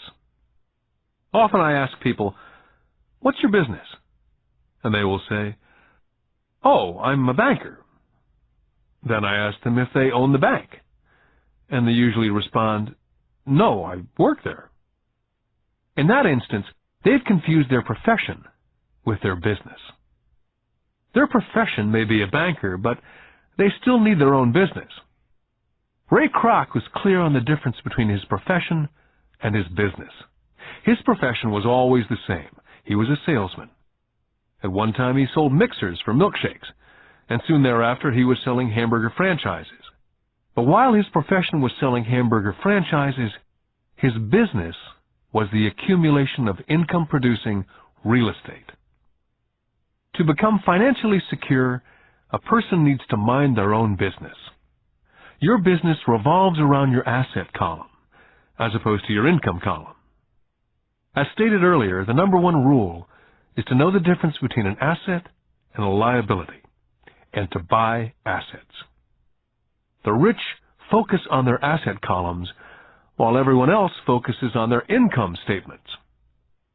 That's why we hear so often, "I need a raise. If only I had a promotion. I'm going back to school to get more training so I can get a better job. I'm going to work overtime. Maybe I can get a second job. I'm quitting in 2 weeks. I found a job that pays more."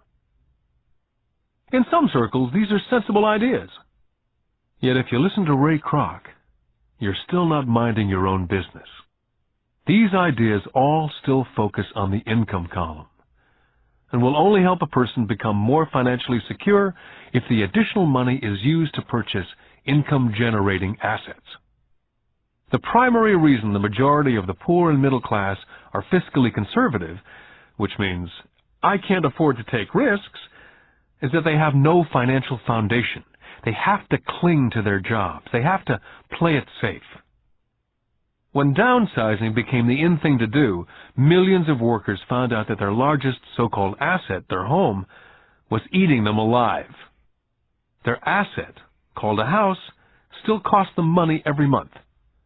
Their car, another asset, was eating them alive. The golf clubs in the garage that cost $1,000 were not worth $1,000 anymore. Without job security, they had nothing to fall back on.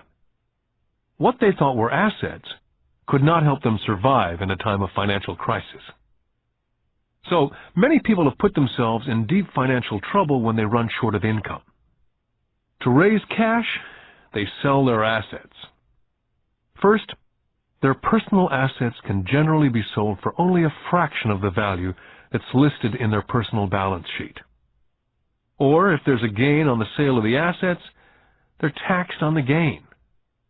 So again, the government takes its share of the gain, thus reducing the amount available to help them out of debt. That's why I say someone's net worth is often worth less than they think. Start minding your own business. Keep your daytime job, but start buying real assets, not liabilities or personal effects that have no real value once you get them home. A new car loses nearly 25% of the price you pay for it the moment you drive it off the lot. It's not a true asset, even if your banker lets you list it as one.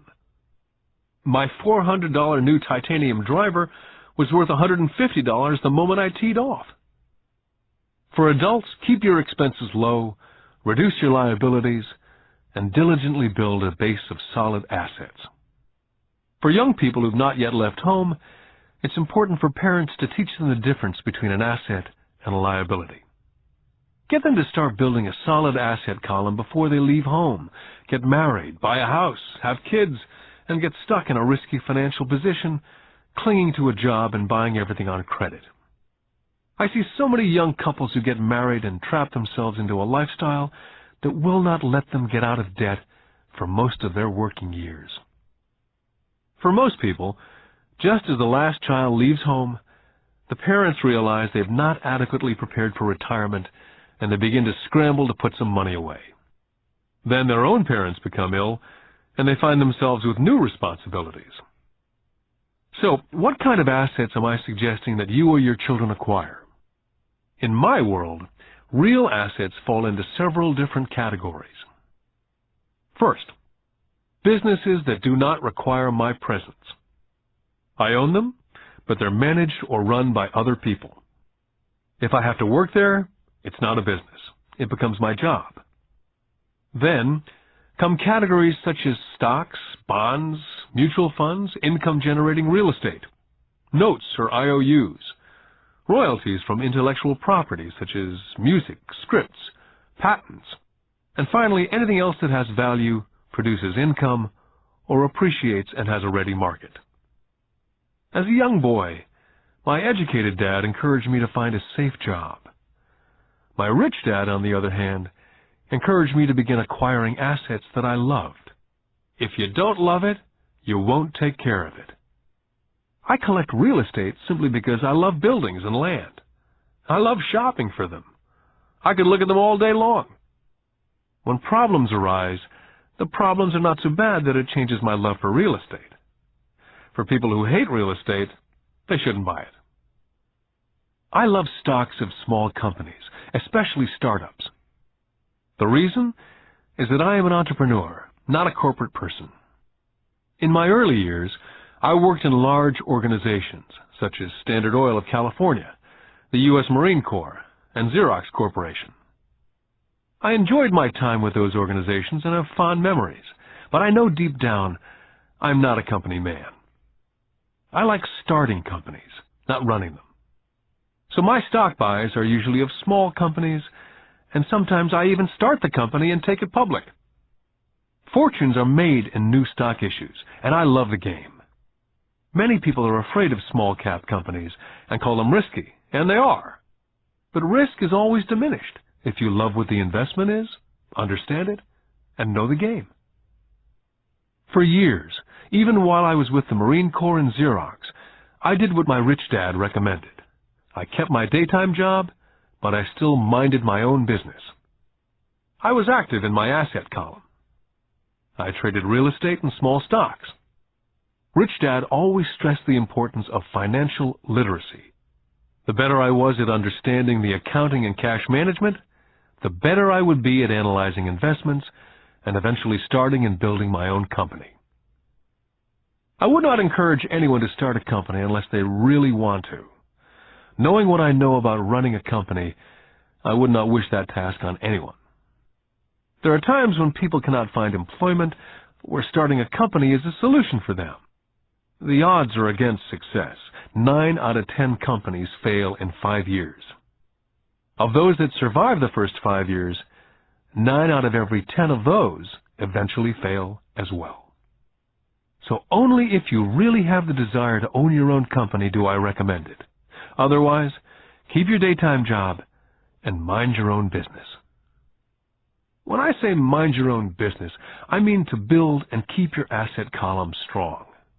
Once a dollar goes into it, never let it come out. Think of it this way. Once a dollar goes into your asset column, it becomes your employee. The best thing about money is that it works 24 hours a day and can work for generations. Keep your daytime job, be a great hard-working employee, but keep building that asset column. As your cash flow grows, you can buy some luxuries. An important distinction is that rich people buy luxuries last, while the poor and middle class tend to buy luxuries first. The poor and middle class often buy luxury items such as big houses, diamonds, furs, jewelry, or boats because they want to look rich. They look rich, but in reality they just get deeper in debt on credit. The old money people, the long-term rich, built their asset column first. Then the income generated from the asset column bought their luxuries. The poor and middle class buy luxuries with their own sweat, blood, and children's inheritance. A true luxury is a reward for investing in and developing a real asset. For example, when my wife and I had extra money coming from our apartment houses, she went out and bought her Mercedes. It didn't take any extra work or risk on her part because the apartment house bought the car. She did, however, have to wait for it for 4 years while the real estate investment portfolio grew and finally began throwing off enough extra cash flow to pay for the car. But the luxury, the Mercedes, was a true reward because she had proved she knew how to grow her asset column. That car now means a lot more to her than simply another pretty car. It means she used her financial intelligence to afford it. What most people do is they impulsively go out and buy a new car or some other luxury on credit. They may feel bored and just want a new toy. Buying a luxury on credit often causes a person to sooner or later actually resent that luxury because the debt on the luxury becomes a financial burden. After you've taken the time and invested in and built your own business, you're now ready to add the magic touch, the biggest secret of the rich. The secret that puts the rich way ahead of the pack. The reward at the end of the road for diligently taking the time to mind your own business. Lesson 4. The history of taxes and the power of corporations. I remember in school being told the story of Robin Hood and his merry men. My school teacher thought it was a wonderful story of a romantic hero, a Kevin Costner type, who robbed from the rich and gave to the poor. My rich dad did not see Robin Hood as a hero. He called Robin Hood a crook. Robin Hood may be long gone, but his followers live on. How often I still hear people say, "Why don't the rich pay for it?" Or, "The rich should pay more in taxes and give it to the poor." It's this idea of Robin Hood, or taking from the rich to give to the poor, that has caused the most pain for the poor and the middle class. The reason the middle class is so heavily taxed is because of the Robin Hood ideal. The real reality is that the rich are not taxed. It's the middle class who pays for the poor, especially the educated upper-income middle class. Again, to understand fully how things happen, we need to look at the historical perspective. We need to look at the history of taxes. Although my highly educated dad was an expert on the history of education, my rich dad fashioned himself as an expert on the history of taxes. Rich Dad explained to Mike and me that in England and America originally, there were no taxes. Occasionally, there were temporary taxes levied in order to pay for wars. The king or the president would put the word out and ask everyone to chip in. Taxes were levied in Britain for the fight against Napoleon from 1799 to 1816. And in America, taxes were levied to pay for the Civil War from 1861 to 1865. In 1874, England made income tax a permanent levy on its citizens. In 1913, an income tax became permanent in the United States with the adoption of the 16th Amendment to the Constitution. What these historical dates fail to reveal is that both of these taxes were initially levied against only the rich. It was this point that Rich Dad wanted Mike and me to understand. He explained that the idea of taxes was made popular and accepted by the majority by telling the poor and the middle class that taxes were created only to punish the rich. This is how the masses voted for the law, and it became constitutionally legal. Although it was intended to punish the rich, in reality it wound up punishing the very people who voted for it, the poor and the middle class. Once government got a taste of money, the appetite grew, said Rich Dad. Your dad and I are exactly opposite. He's a government bureaucrat, and I'm a capitalist. We get paid, and our success is measured on opposite behaviors. He gets paid to spend money and hire people. The more he spends and the more people he hires, the larger his organization becomes. In the government, the larger his organization, the more he's respected. On the other hand, within my organization, the fewer people I hire and the less money I spend, the more I'm respected by my investors. That's why I don't like government people. They have different objectives from most business people. As the government grows, more and more tax dollars will be needed to support it. As I said, the passage of taxes was only possible because the masses believed in the Robin Hood theory of economics, which was to take from the rich and give to everyone else. The problem was that the government's appetite for money was so great that taxes soon needed to be levied on the middle class, and from there it kept trickling down. The rich, on the other hand, saw an opportunity. They did not play by the same set of rules. As I've stated, the rich already knew about corporations, which became popular in the days of sailing ships. The rich created the corporation as a vehicle to limit their risk to the assets of each voyage.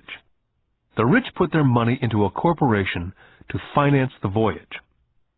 The corporation would then hire a crew to sail to the New World to look for treasures. If the ship was lost, the crew lost their lives, but the loss to the rich would be limited only to the money they invested for that particular voyage.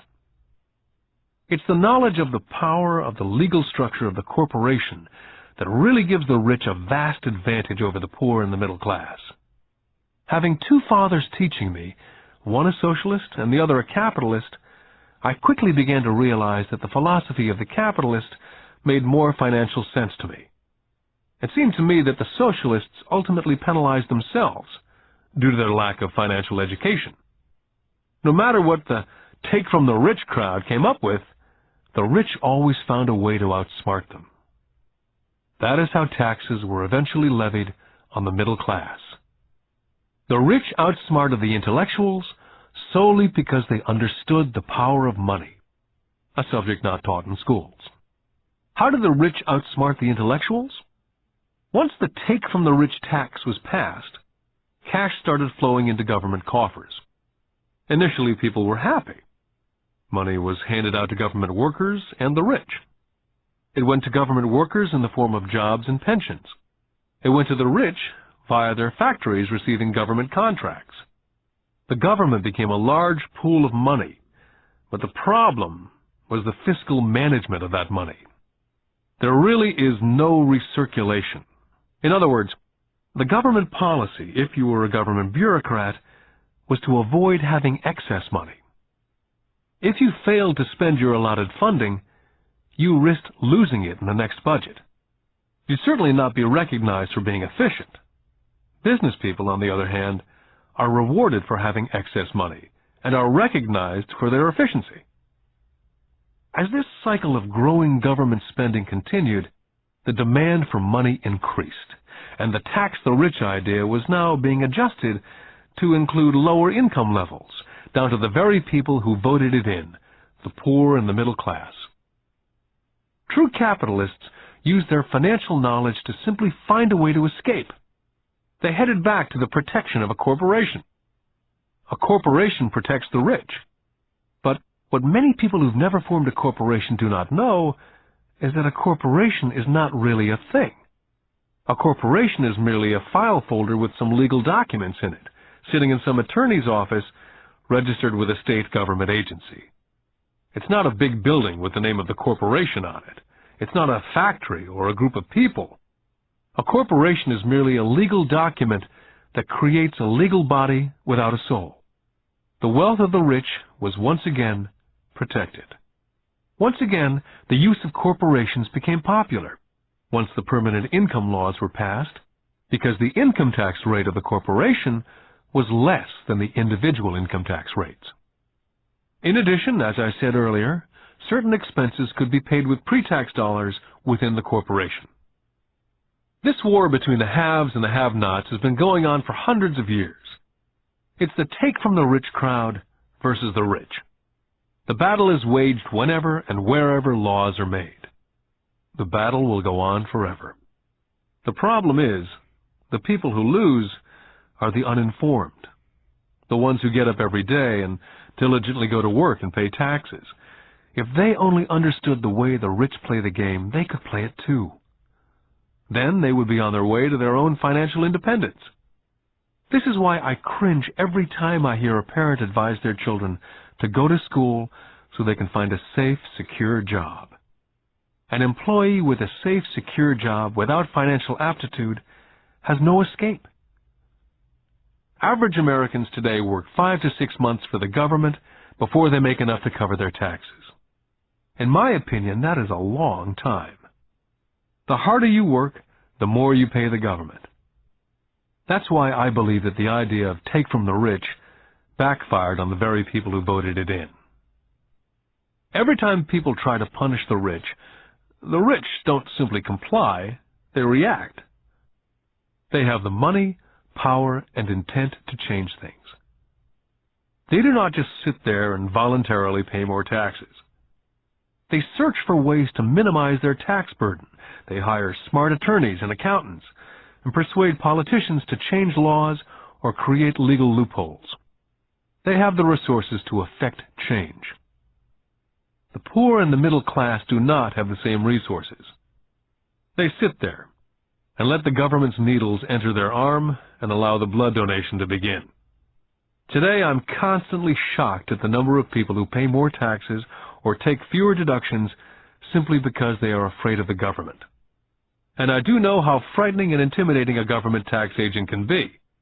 I have had friends who have had their businesses shut down and destroyed, only to find out it was a mistake on the part of the government. I realize all that. But the price of working from January to mid-May is a high price to pay for that intimidation. My poor dad never fought back. My rich dad didn't either. He just played the game smarter, and he did it through corporations, the biggest secret of the rich. My highly educated dad always encouraged me to seek a good job with a strong corporation.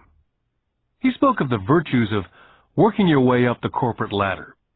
He didn't understand that by relying solely on a paycheck from a corporate employer, I would be a docile cow ready for milking. When I told my rich dad of my father's advice, he only chuckled. "Why not own the ladder?" was all he said. As a young boy, I didn't understand what Rich Dad meant by owning my own corporation. It was an idea that seemed impossible and intimidating. Although I was excited by the idea, my youth would not let me envision the possibility that grown-ups would someday work for a company I would own. The point is, if not for my rich dad, I would have probably followed my educated dad's advice.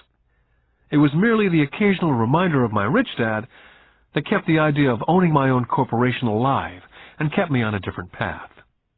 By the time I was 15 or 16, I knew I was not going to continue down the path my educated dad was recommending. I did not know how I was going to do it, but I was determined not to head in the direction most of my classmates were heading. That decision changed my life. It was not until I was in my mid-20s that my rich dad's advice began to make more sense. I was just out of the Marine Corps and working for Xerox. I was making a lot of money, but every time I looked at my paycheck, I was always disappointed. The deductions were so large, and the more I worked, the greater the deductions. As I became more successful, my bosses talked about promotions and raises. It was flattering, but I could hear my rich dad asking me in my ear, "Who are you working for? Who are you making rich?" In 1974, while still an employee for Xerox, I formed my first corporation and began minding my own business.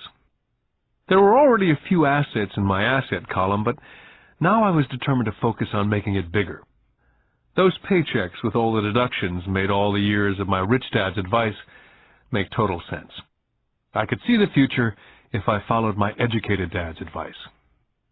Many employers feel that advising their workers to mind their own business is bad for business. I'm sure it can be for certain individuals, but for me, focusing on my own business, developing assets, made me a better employee. I now had a purpose. I came in early and worked diligently, amassing as much money as possible so I could begin investing in real estate. Hawaii was just set to boom, and there were fortunes to be made. The more I realized we were in the beginning stages of a boom, the more Xerox machines I sold. The more I sold, the more money I made, and of course, the more deductions there were from my paycheck. It was inspiring. I wanted out of the trap of being an employee so badly that I worked harder, not less. By 1978, I was consistently one of the top 5 salespeople in sales, often number 1. I badly wanted out of the rat race. In less than 3 years, I was making more in my own little corporation, which was a real estate holding company, than I was making at Xerox.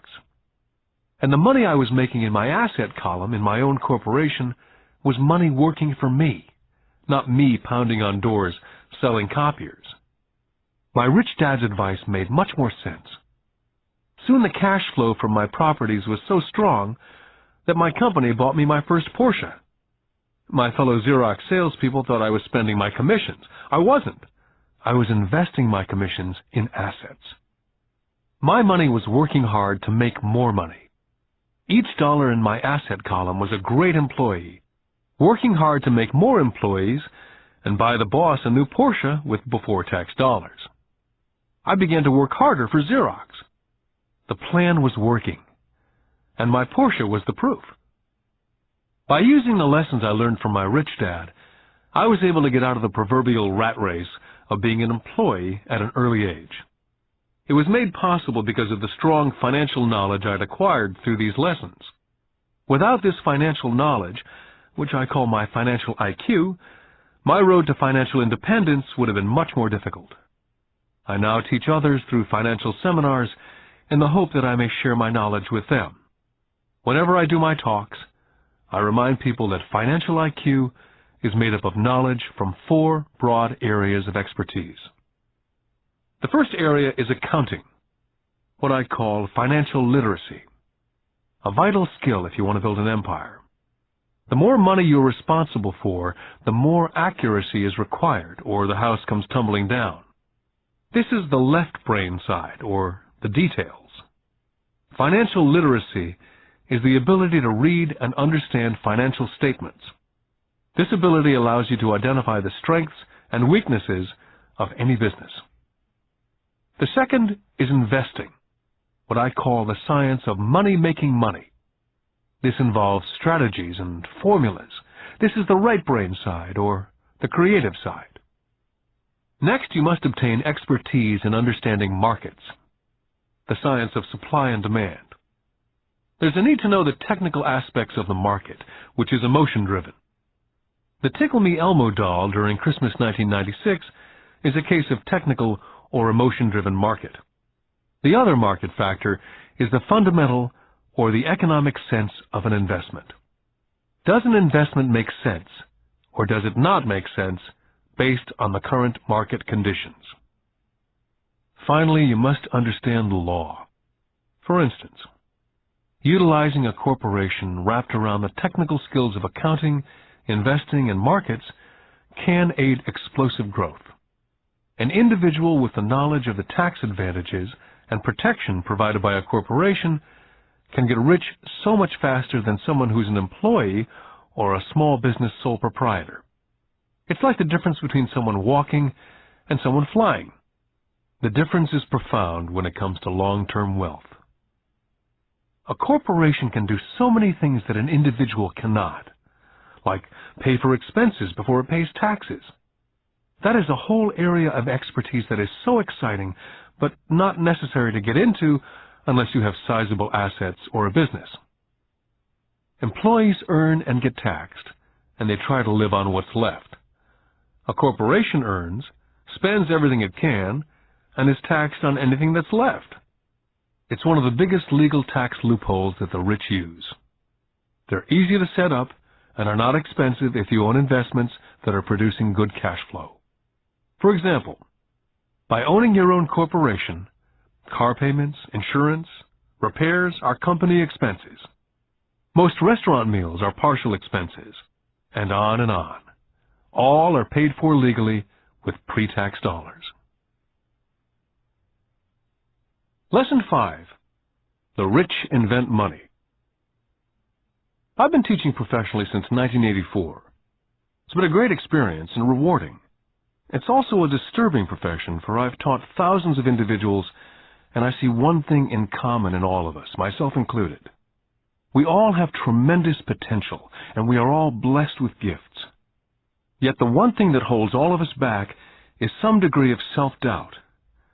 It's not so much the lack of technical information that holds us back, but more the lack of self-confidence. Some are more affected than others. Once we leave school, most of us know that it's not as much a matter of college degrees or good grades that count. In the real world, outside of academics, something more than just grades is required. I've heard it called guts, chutzpah, balls, audacity, bravado, cunning, daring, tenacity, and brilliance. This factor, whatever it's labeled, ultimately decides one's future much more than school grades. Inside each of us is one of these brave, brilliant, and daring characters. There's also the flip side of that character, people who could get down on their knees and beg if necessary.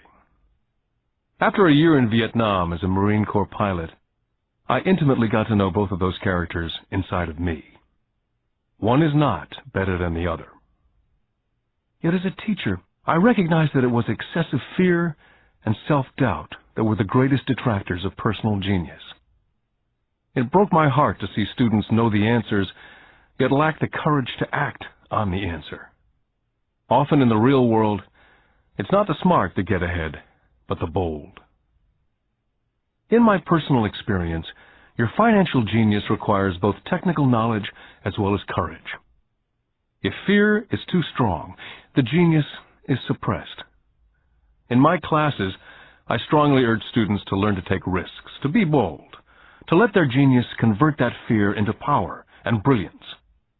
It works for some and just terrifies others. I've come to realize that for most people, when it comes to the subject of money, they would rather play it safe.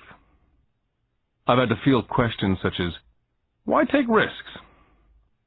Why should I bother developing my financial IQ? Why should I become financially literate? And I answer, just to have more options. There are huge changes up ahead. There will be 100 people like Bill Gates and hugely successful companies like Microsoft created every year, all over the world. And there also will be many more bankruptcies, layoffs, and downsizing. So why bother developing your financial IQ? Because if you do, you will prosper greatly. And if you don't, this period of time will be a frightening one. Land was wealth 300 years ago. So the person who owned the land owned the wealth. Then it was factories and production. And America rose to dominance. The industrialist owned the wealth. Today, it's information. And the person who has the most timely information owns the wealth. The problem is, information flies all around the world at the speed of light. The new wealth cannot be contained by boundaries and borders as lands and factories were. The changes will be faster and more dramatic. There will be a dramatic increase in the number of new multimillionaires. There also will be those who are left behind. Today I find so many people struggling, often working harder, simply because they cling to old ideas. They want things to be the way they were. They resist change. I know people who are losing their jobs or their houses, and they blame technology or the economy or their boss. Sadly, they fail to realize that they might be the problem. Old ideas are their biggest liability. It's a liability simply because they fail to realize that while that idea or way of doing something was an asset yesterday, yesterday is gone. One afternoon I was teaching investing using a game I'd invented, cash flow, as a teaching tool. A friend had brought someone along to attend the class. This friend of a friend was recently divorced, had been badly burned in the divorce settlement, and was now searching for some answers. Her friend thought the class might help. The game was designed to help people learn how money works. In playing the game, they learn about the interaction of the income statement with the balance sheet. They learn how cash flows between the two, and how the road to wealth is through striving to increase your monthly cash flow from the asset column to the point that it exceeds your monthly expenses. Once you accomplish this, you're able to get out of the rat race and onto the fast track. As I've said, some people hate the game, some love it, and others miss the point. This woman missed a valuable opportunity to learn something. In the opening round, she drew a doodad card with the boat on it. At first she was happy. Oh, I've got the boat! Then, as her friend tried to explain how the numbers worked on her income statement and balance sheet, she got frustrated because she had never liked math. The rest of her table waited while her friend continued explaining the relationship between the income statement, balance sheet, and monthly cash flow. Suddenly, when she realized how the numbers worked, it dawned on her that her boat was eating her alive. Later on in the game, she was also downsized and had a child. It was a horrible game for her. After the class, her friend came by and told me that she was upset. She'd come to the class to learn about investing and did not like the idea that it took so long to play a silly game. Her friend attempted to tell her to look within herself, to see if it reflected on herself in any way. With that suggestion, the woman demanded her money back. She said that the very idea that a game could be a reflection of her was ridiculous. Her money was promptly refunded, and she left. Since 1984, I have made millions simply by doing what the school system does not. In school, most teachers lecture. I hated lectures as a student. I was soon bored, and my mind would drift. In 1984, I began teaching via games and simulations. I always encouraged adult students to look at games as reflecting back to what they know and what they needed to learn. Most importantly, a game reflects back on one's behavior. It's an instant feedback system. Instead of the teacher lecturing you, the game is feeding back a personalized lecture, custom-made just for you. The friend of the woman who left later called to give me an update. She said her friend was fine and had calmed down. In her cooling-off period, she could see some relationships between the game and her life. Just like a board game, the world is always providing us with instant feedback. We could learn a lot if we tuned in more. One day, not long ago, I complained to my wife that the cleaners must have shrunk my pants. My wife gently smiled and poked me in the stomach to inform me that the pants had not shrunk. Something else had expanded. Me. The game Cash Flow was designed to give every player personal feedback. The purpose is to give you options. If you draw the boat card and it puts you into debt, the question is, now what can you do? How many different financial options can you come up with? That's the purpose of the game. To teach players to think and create new and various financial options.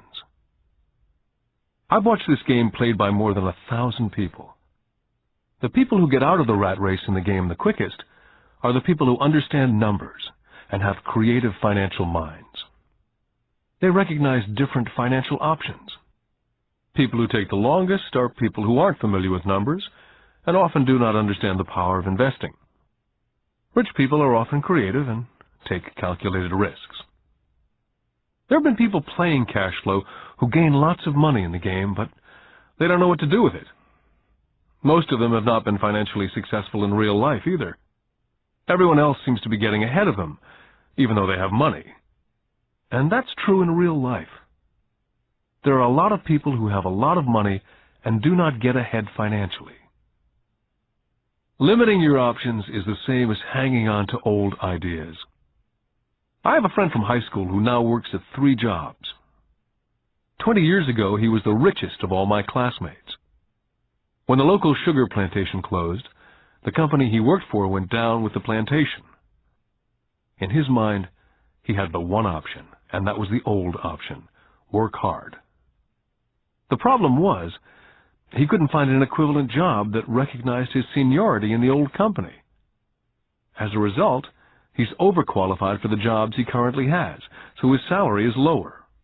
He now works 3 jobs to earn enough to survive. I've watched people playing Cash Flow complaining that the right opportunity cards are not coming their way, so they sit there.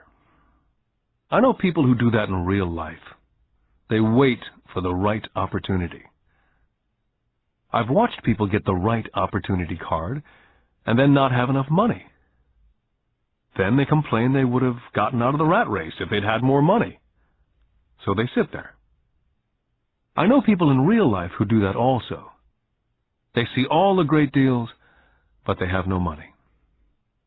And I have people pull a great opportunity card, read it out loud, and have no idea that it's a great opportunity. They have the money, the time is right, they have the card, but they can't see the opportunity staring at them.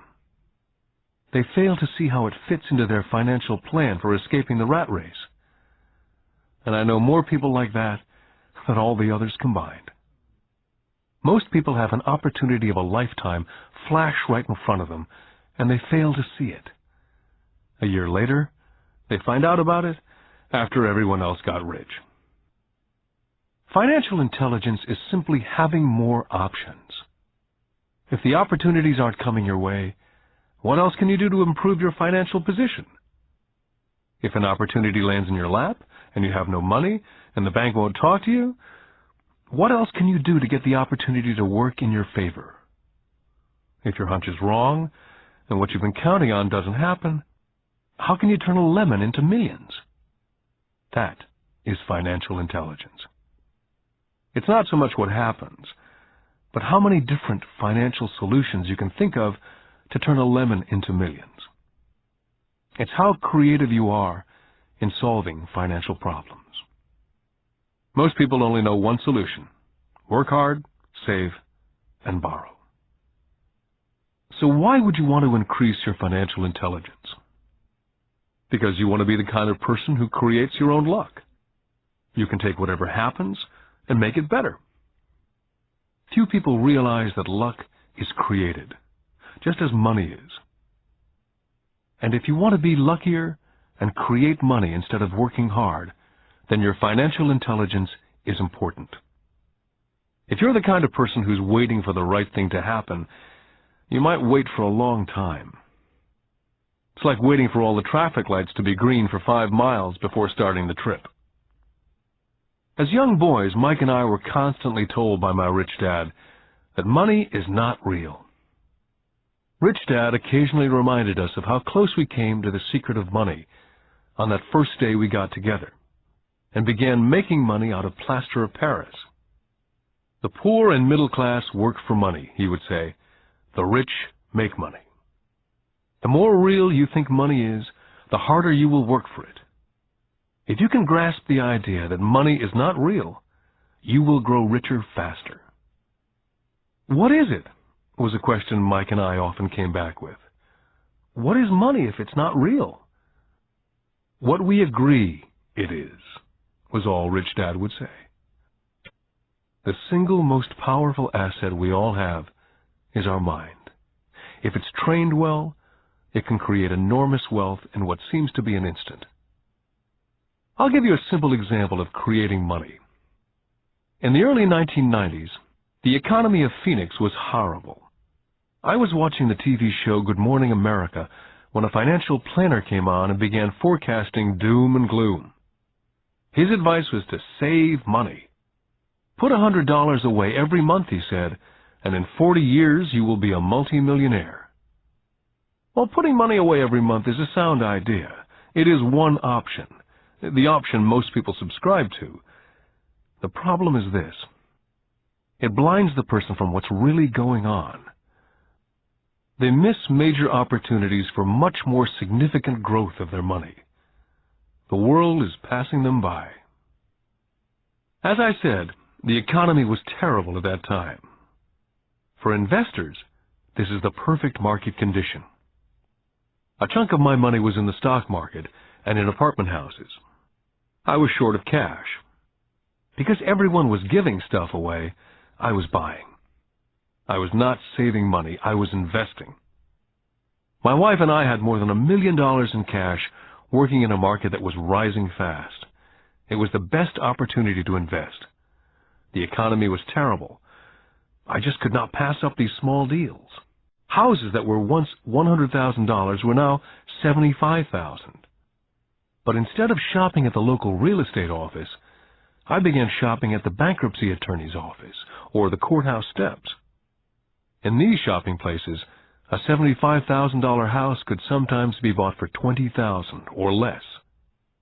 For $2,000, which was loaned to me from a friend for 90 days for $200, I gave an attorney a cashier's check as a down payment. While the acquisition was being processed, I ran an ad in the paper advertising a $75,000 house for only $60,000 and no money down. The phone rang hard and heavy. Prospective buyers were screened, and once the property was legally mine, all the prospective buyers were allowed to look at the house. It was a feeding frenzy. The house sold in a few minutes. I asked for a $2,500 processing fee, which they gladly handed over, and the escrow and title company took over from there. I returned the $2,000 to my friend with an additional $200. He was happy, the home buyer was happy, the attorney was happy, and I was happy. I'd sold a house for $60,000 that cost me $20,000. The $40,000 was created from money in my asset column in the form of a promissory note from the buyer. Total working time, 5 hours. During this depressed market, my wife and I were able to do 6 of these simple transactions in our spare time. While the bulk of our money was in larger properties in the stock market, we were able to create more than $190,000 in assets, notes at 10% interest, in those 6 buy, create, and sell transactions. That comes to approximately $19,000 a year income, much of it sheltered through our private corporation. Much of that $19,000 a year goes to pay for our company cars, gas, trips, insurance, dinners with clients, and other things. By the time the government gets a chance to tax that income, it's been spent on legally allowed pre-tax expenses. This was a simple example of how money is invented, created, and protected using financial intelligence. Ask yourself how long it would take to save $190,000. Would the bank pay you 10% interest on your money? And the note is good for 30 years. I hope they never pay me the $190,000. I have to pay a tax if they pay me the principal. And besides, $19,000 paid over 30 years is a little over $500,000 in income. The math is simple. You don't need algebra or calculus. I don't write much because the escrow company handles the legal transaction and the servicing of the payments. I have no roofs to fix or toilets to unplug because the owners do that. It's their house. Occasionally someone does not pay, and that's wonderful because there are late fees, or they move out and the property is sold again. The court system handles that. And it may not work in your area. The market conditions may be different, but the example illustrates how a simple financial process can create hundreds of thousands of dollars with little money and low risk. It's an example of money being only an agreement. Anyone with a high school education can do it. Yet most people won't. Most people listen to the standard advice of work hard and save money. For about 30 hours of work, approximately $190,000 was created in the asset column, and no taxes were paid. Now you may understand why I silently shake my head when I hear parents say, "My child is doing well in school and receiving a good education." It may be good, but is it adequate? I know the above investment strategy is a small one. It's used to illustrate how small can grow into big. My success reflects the importance of a strong financial foundation, which starts with strong financial education. Financial intelligence is made up of these 4 main technical skills. Number 1, financial literacy, the ability to read numbers. Number 2, investment strategies, the science of making money. Number 3, the market, supply and demand. Alexander Graham Bell gave the market what it wanted, and AT&T was born. So did Bill Gates. A $75,000 house offered for $60,000 that cost $20,000 was also the result of seizing an opportunity created by the market. Somebody was buying and someone was selling. Number 4, the law. The awareness of accounting, corporate, state, and national rules and regulations. I recommend playing within the rules. It's this basic foundation, or the combination of these skills, that's needed to be successful in the pursuit of wealth. Whether it be through the buying of small homes, large apartments, companies, stocks, bonds, mutual funds, precious metals, baseball cards, or the like. Personally, I use 2 main vehicles to achieve financial growth: real estate and small stocks. I use real estate as my foundation. Day in and day out, my properties provide cash flow and occasional spurts of growth in value. The small cap stocks are used for fast growth. I do not recommend anything that I do, The examples are just that, examples. If the opportunity is too complex, and I do not understand the investment, I don't do it. Simple math and common sense is all that's needed to do well financially.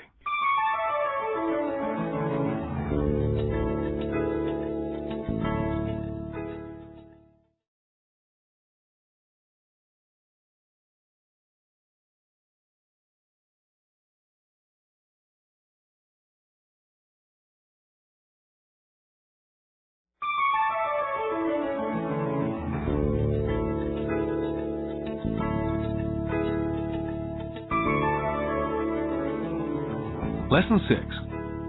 Work to learn. Don't work for money. In 1995, I granted an interview with a newspaper in Singapore. The young female reporter was on time, and the interview got underway immediately. We sat in the lobby of a luxurious hotel, sipping coffee and discussing the purpose of my visit to Singapore. I was to share the platform with Zig Ziglar.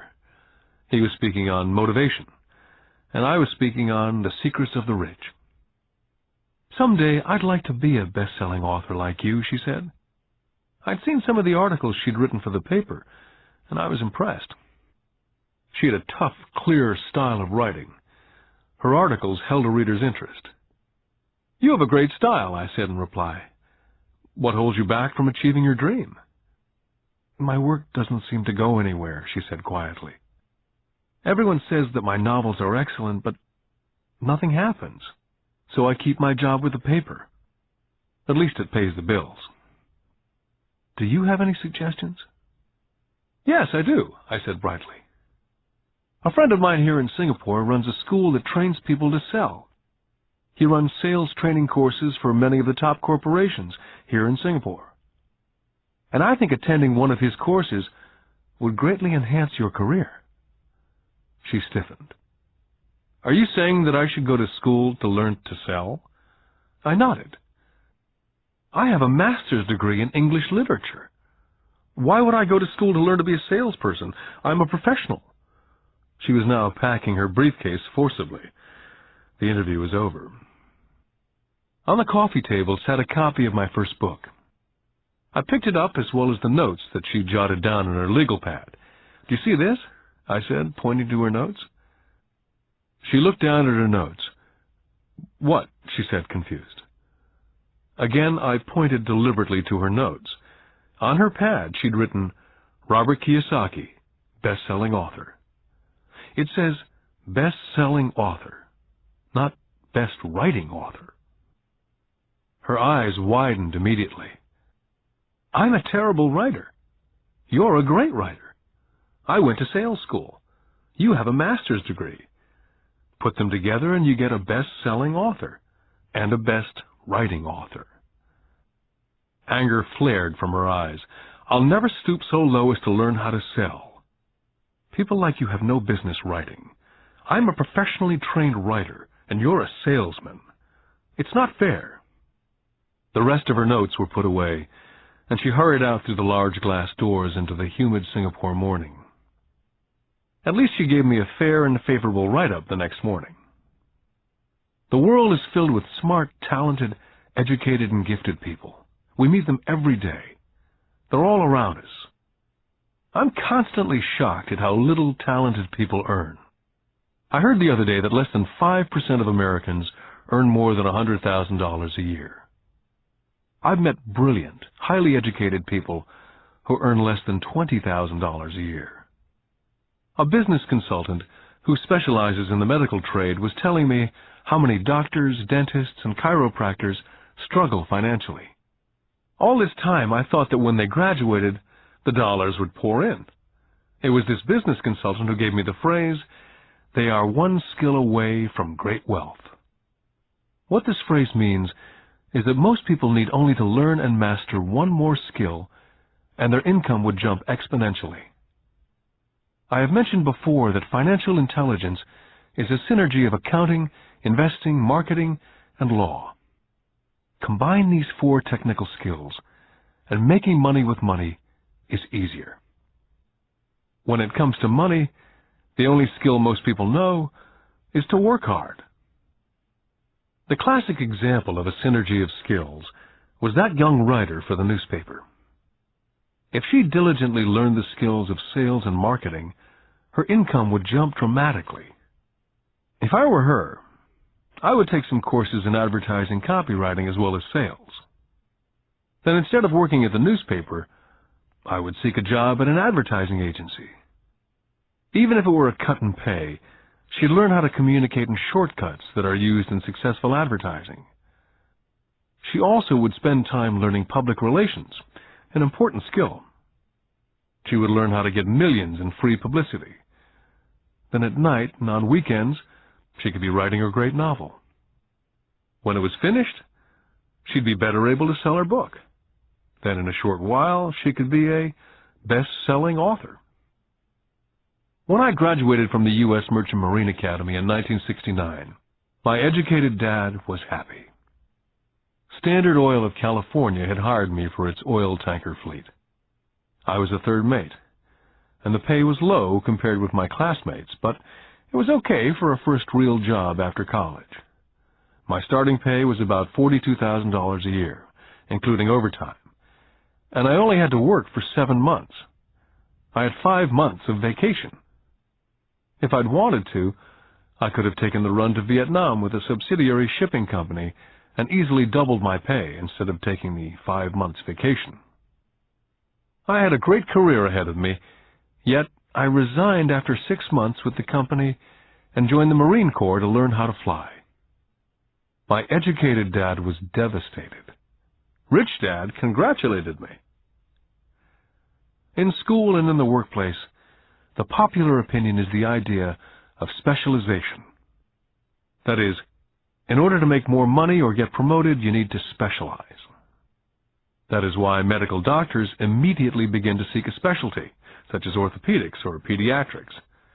The same is true for accountants, architects, lawyers, pilots, and others. My educated dad believed in the same dogma. That's why he was thrilled when he eventually achieved his doctorate. He often admitted that schools reward people who study more and more about less and less. Rich Dad encouraged me to do exactly the opposite. You want to know a little about a lot, was his suggestion. That's why for years I worked in different areas of his companies. For a while I worked in his accounting department. Although I would probably never have been an accountant, he wanted me to learn via osmosis. Rich Dad knew I would pick up jargon and a sense of what's important and what's not. I also worked as a busboy and construction worker, as well as in sales, reservations, and marketing. He was grooming Mike and me. That's why he insisted we sit in on the meetings with his bankers, lawyers, accountants, and brokers. He wanted us to know a little about every aspect of his empire.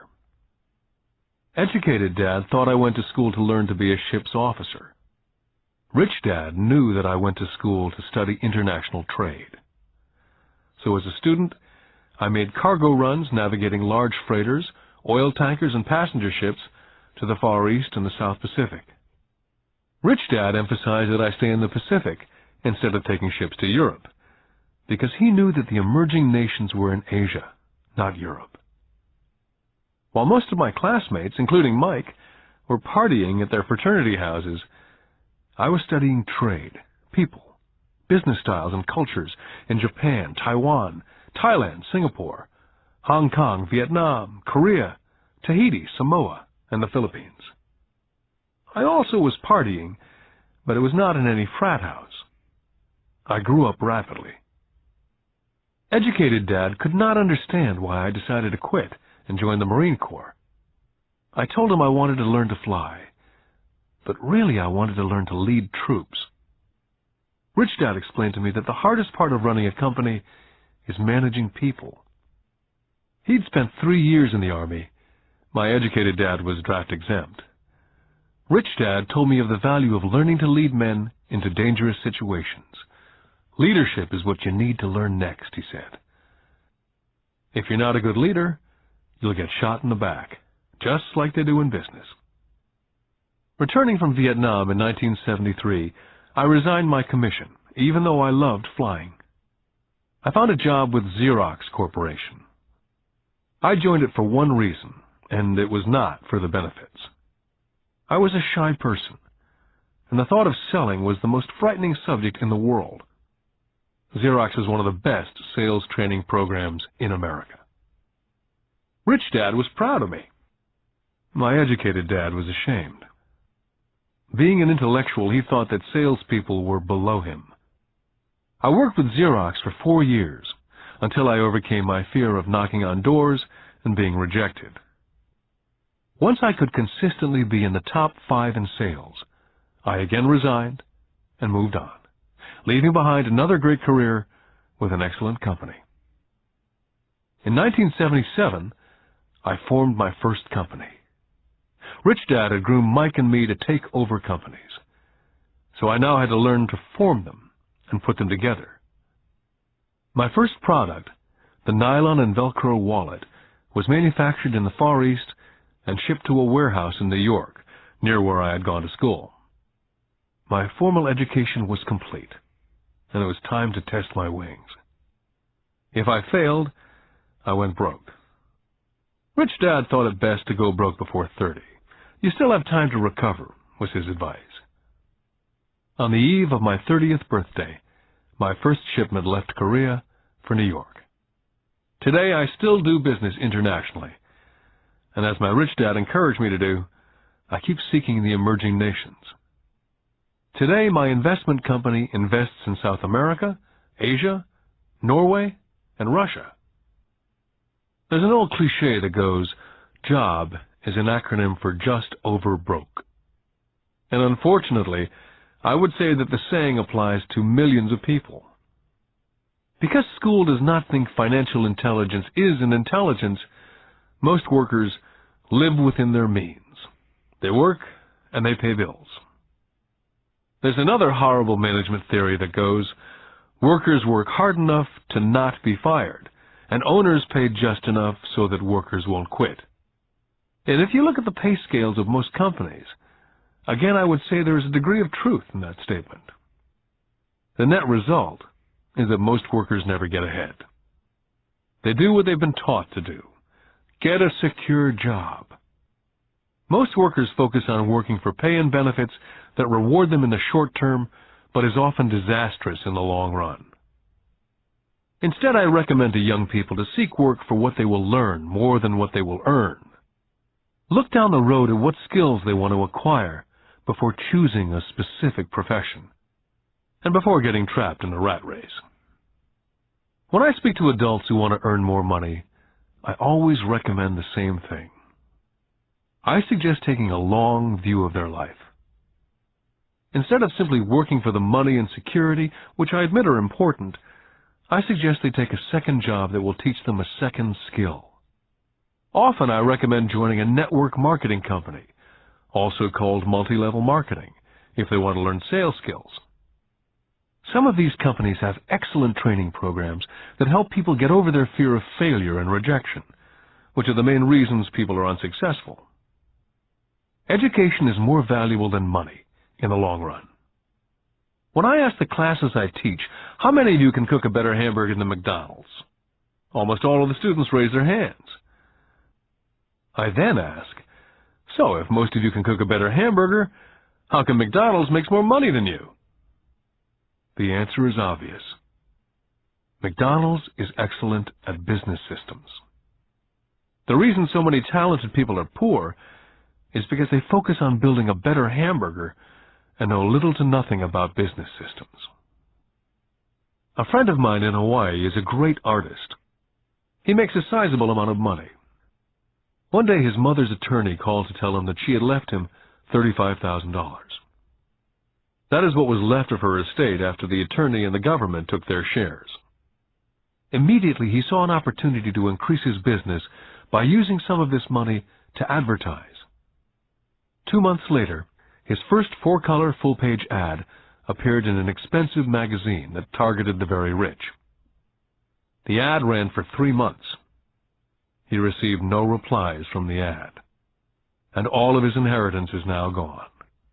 He now wants to sue the magazine for misrepresentation. This is a common case of someone who can build a beautiful hamburger but knows little about business.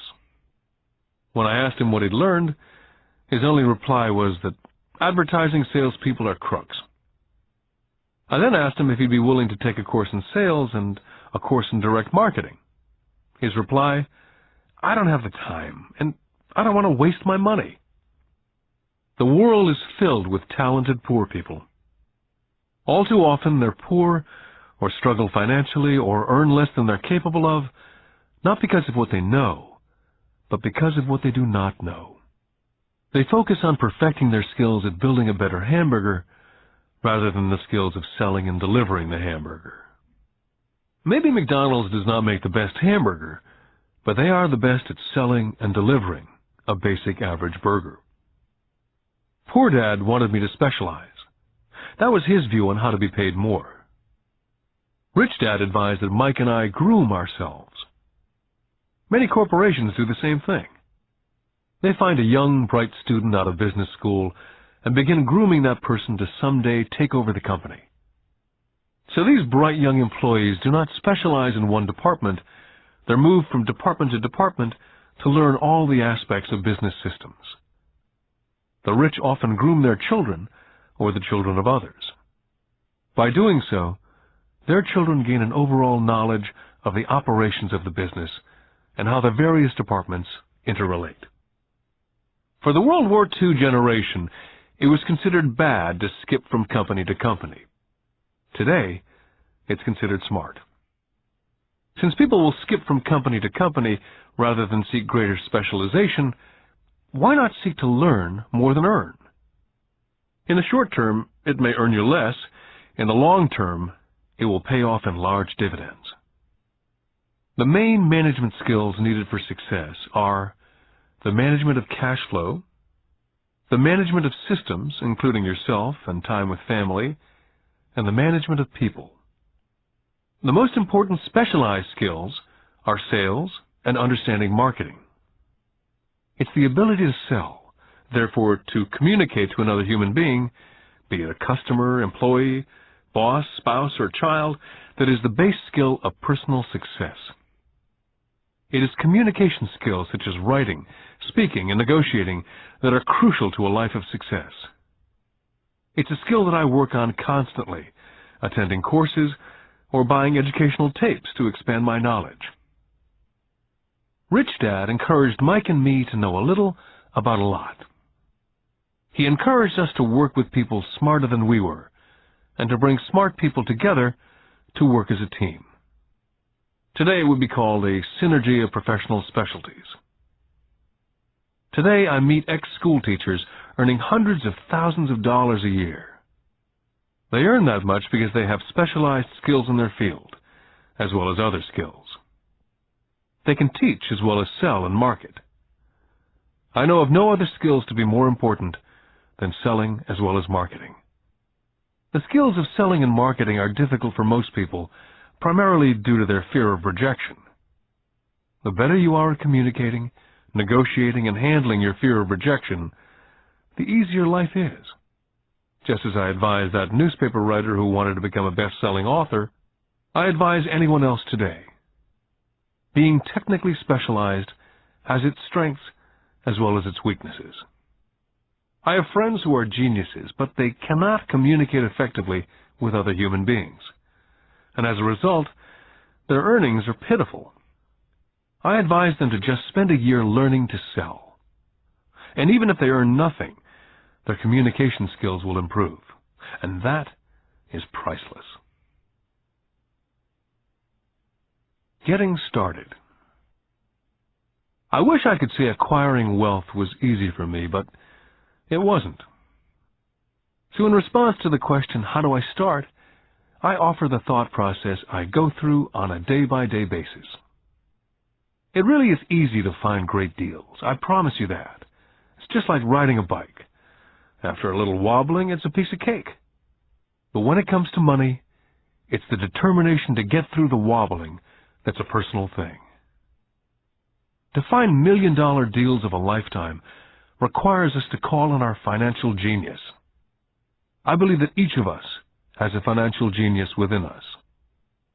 The problem is, our financial genius lies asleep, waiting to be called upon. It lies asleep because our culture has educated us into believing that the love of money is the root of all evil. It's encouraged us to learn a profession so we can work for money, but failed to teach us how to have money work for us. It taught us not to worry about our financial future. Our company or the government would take care of us when our working days are over. However, it's our children, educated in the same school system, who will end up paying for it. The message is still to work hard, earn money, and spend it. And when we run short, we can always borrow more. Unfortunately, 90% of the Western world subscribes to the above dogma simply because it's easier to find a job and work for money. If you're not one of the masses, I offer you the following 10 steps to awaken your financial genius. I simply offer you the steps I have personally followed. If you want to follow some of them, great. If you don't, make up your own. Your financial genius is smart enough to develop its own list. Step number 1. I need a reason greater than reality. If you ask most people if they would like to be rich or financially free, they would say yes. But then reality sets in. The road seems too long with too many hills to climb. It's easier just to work for money and hand the excess over to your broker. A reason or a purpose is a combination of wants and don't wants. When people ask me what my reason for wanting to be rich is, it's a combination of deep emotional wants and don't wants. I will list a few. First, the don't wants, for they create the wants. I don't want to work all my life. I don't want what my parents aspired for, which was job security and a house in the suburbs. I don't like being an employee. Now the wants. I want to be free to travel the world and live in a lifestyle I love. I want to be young when I do this. I want to simply be free. I want control over my time and my life. I want money to work for me. Those are deep-seated emotional reasons. What are yours? As I said, I wish I could say it was easy. It wasn't. But it wasn't hard either. But without a strong reason or purpose, anything in life is hard. Step number 2. I choose daily. The power of choice. That is the main reason people want to live in a free country. We want the power to choose. Financially, with every dollar we get in our hands, we hold the power to choose our future to be rich, poor, or middle class. Our spending habits reflect who we are. Poor people simply have poor spending habits. Most people choose not to be rich. For 90% of the population, being rich is too much of a hassle. So they invent sayings that go, "I'm not interested in money," or "I'll never be rich," or "I don't have to worry, I'm still young," or "When I make some money, then I'll think about my future," or "My wife handles the finances." The problem with those statements is they rob the person who chooses to think such thoughts of two things. One is time, which is your most precious asset, and 2 is learning. Just because you have no money, it shouldn't be an excuse to not learn. But that is a choice we all make daily, the choice of what we do with our time, our money, and what we put in our heads. That is the power of choice. All of us have choice. I just choose to be rich, and I make that choice every day. Step number 3. Choose friends carefully. First of all, I do not choose my friends by their financial statements. I have friends who have actually taken the vow of poverty, as well as friends who earn millions every year. The point is, I learn from all of them, and I consciously make the effort to learn from them. But there's one distinction that I'd like to point out. I've noticed that my friends with money talk about money, and I do not mean brag. They're interested in the subject. So I learned from them, and they learned from me. My friends whom I know are in dire straits financially do not like talking about money, business, or investing. They often think it rude. So I also learn from my friends who struggle financially. I find out what not to do. Step number 4. Master a formula and then learn a new one. In order to make bread, every baker follows a recipe, even if it's only held in their head. The same is true for making money. That's why money is often called dough. When it comes to money, the masses generally have one basic formula they learned in school, and that is work for money. The formula I see that is predominant in the world is that every day millions of people get up and go to work, earn money, pay bills, balance checkbooks, buy some mutual funds, and go back to work. That is the basic formula or recipe. If you're tired of what you're doing or you're not making enough, it's simply a case of changing the formula via which you make money. Years ago, when I was 26, I took a weekend class called How to Buy Real Estate Foreclosures. I learned a formula. The next trick was to have the discipline to actually put into action what I had learned. That is where most people stop. For 3 years while working for Xerox, I spent my spare time learning to master the art of buying foreclosures. I've made several $1 million using that formula, but today it's too slow, and too many other people are doing it. So after I mastered that formula, I went in search of other formulas. For many of the classes, I did not use the information I learned directly, but I always learned something new. Step number 5. Pay yourself first. The power of self-discipline. If you cannot get control of yourself, do not try to get rich. You might first want to join the Marine Corps or some religious order so you can get control of yourself. It makes no sense to invest, make money, and blow it. It's the lack of self-discipline that causes most lottery winners to go broke soon after winning millions. It's the lack of self-discipline that causes people who get a raise to immediately go out and buy a new car or take a cruise. It's difficult to say which of the 10 steps is the most important, but of all the steps, this step is probably the most difficult to master if it's not already a part of your makeup. I would venture to say that it's the lack of personal self-discipline that is the #1 delineating factor between the rich, poor, and middle class. I do not take the saying, pay yourself first, lightly. The Richest Man in Babylon by George Clason is where the statement, pay yourself first, comes from. Millions of copies have been sold. But while millions of people freely repeat that powerful statement, few follow the advice. For those who do follow it, their financial statement, income statement, and balance sheet shows income flowing into assets and assets supplying income. Each month, these people allocate money to their asset column before they pay their monthly expenses.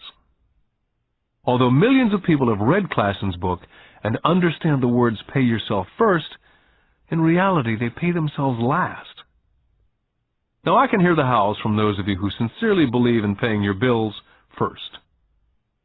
And I can hear all the responsible people who pay their bills on time. I'm not saying be irresponsible and not pay your bills. All I'm saying is do what the program says, which is pay yourself first.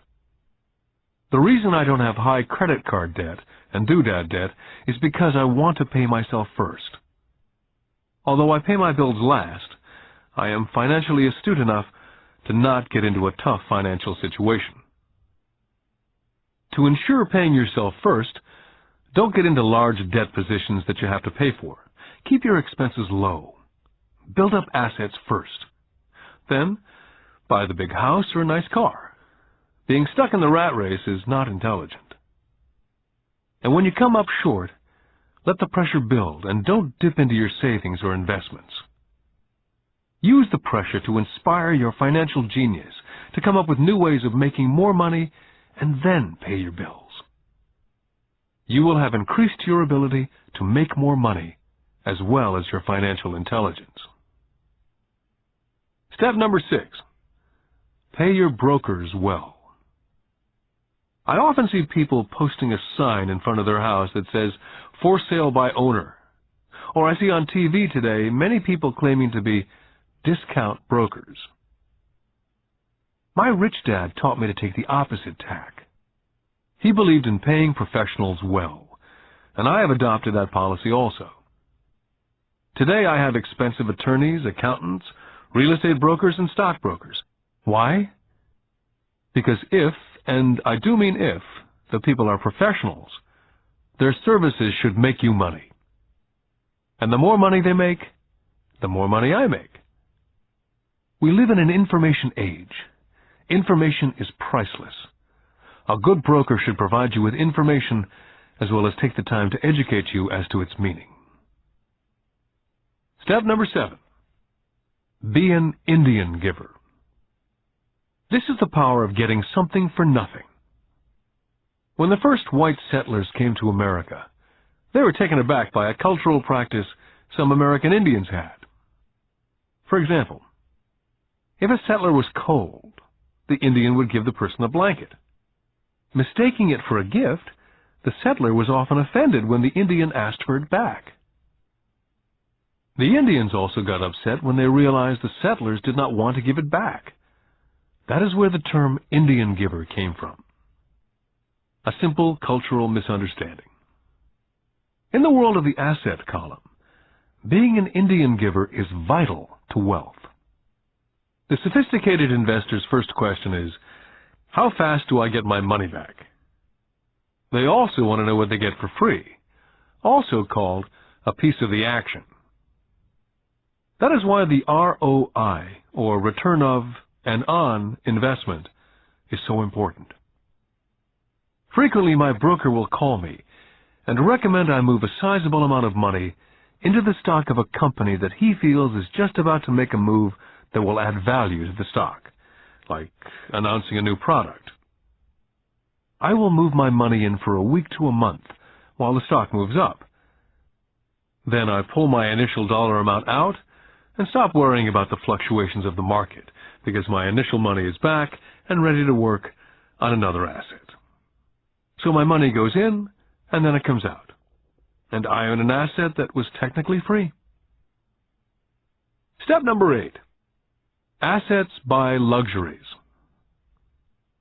As I said in the section, Pay Yourself First, if a person cannot master the power of self-discipline, it's best not to try to get rich. For while the process of developing cash flow from an asset column in theory is easy, it's the mental fortitude of directing money that's hard. Due to external temptations, it's much easier in today's consumer world to simply blow it out of the expense column. Because of weak mental fortitude, that money flows into the paths of least resistance. That is the cause of poverty and financial struggle.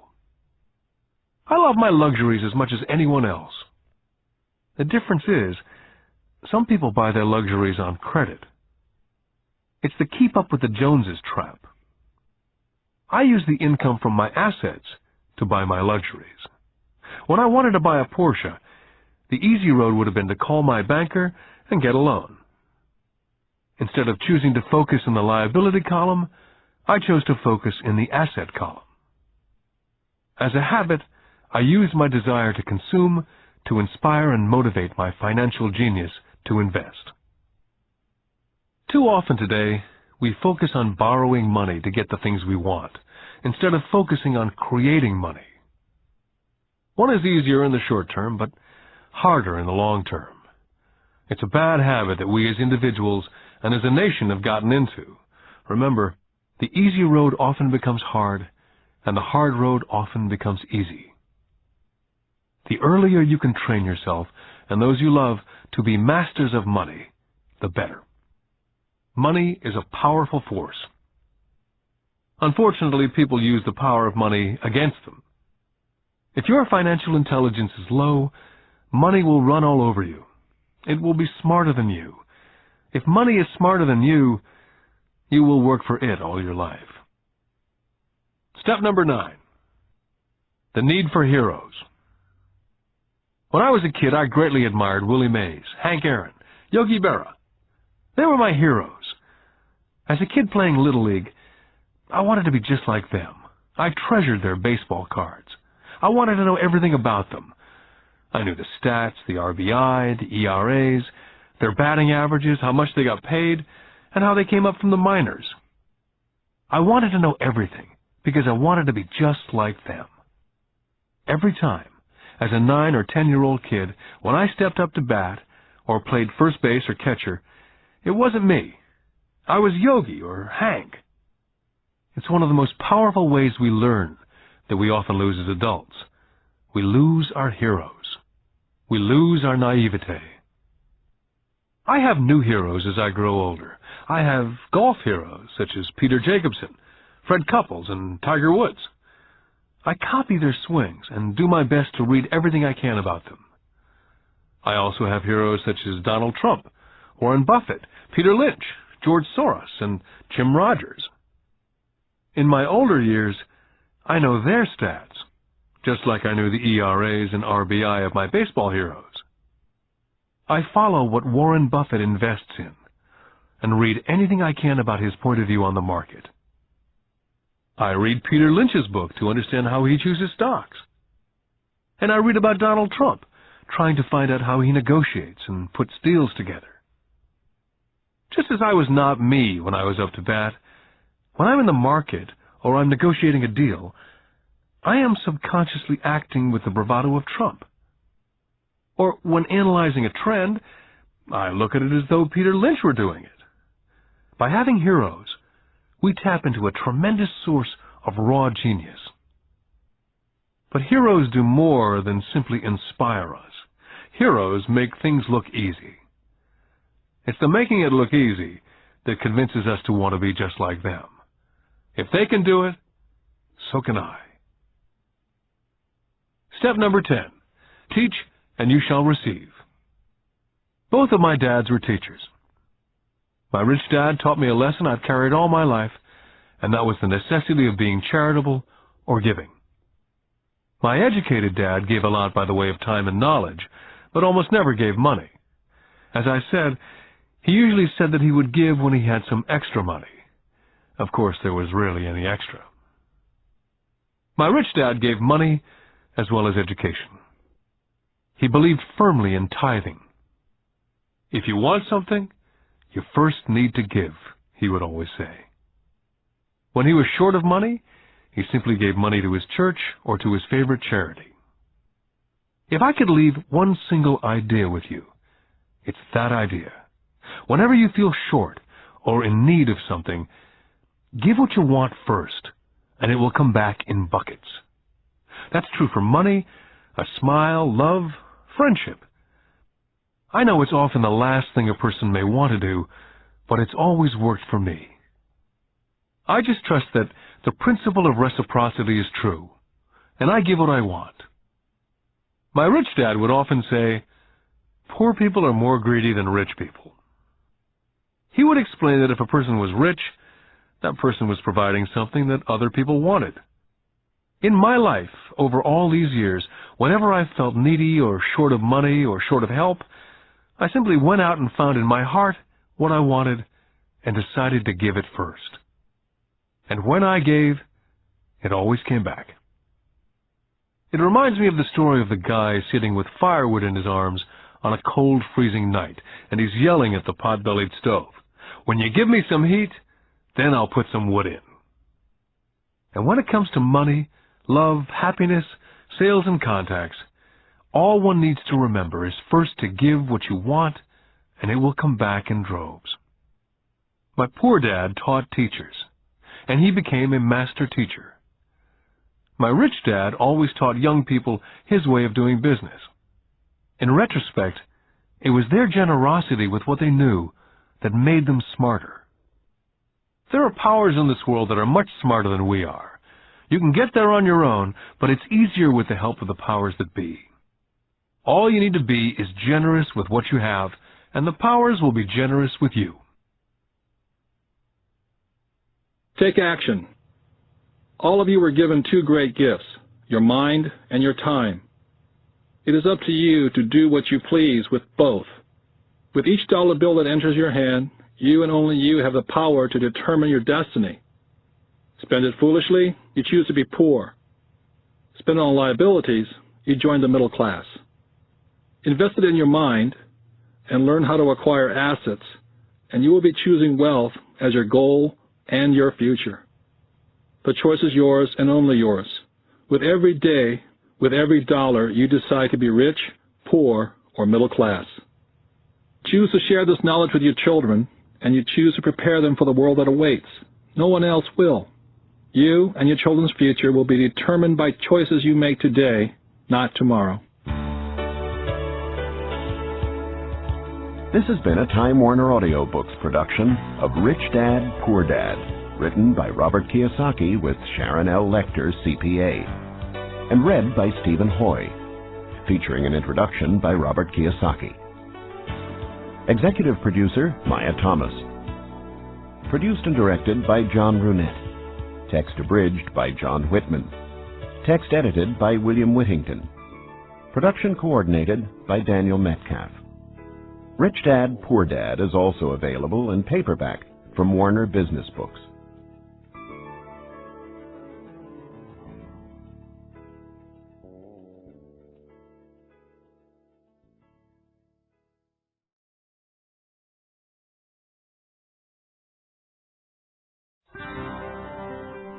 Here's a sample from audio bestseller Rich Dad's Cash Flow Quadrant, a guide to financial freedom, written by Robert T. Kiyosaki with Sharon Lechter, CPA.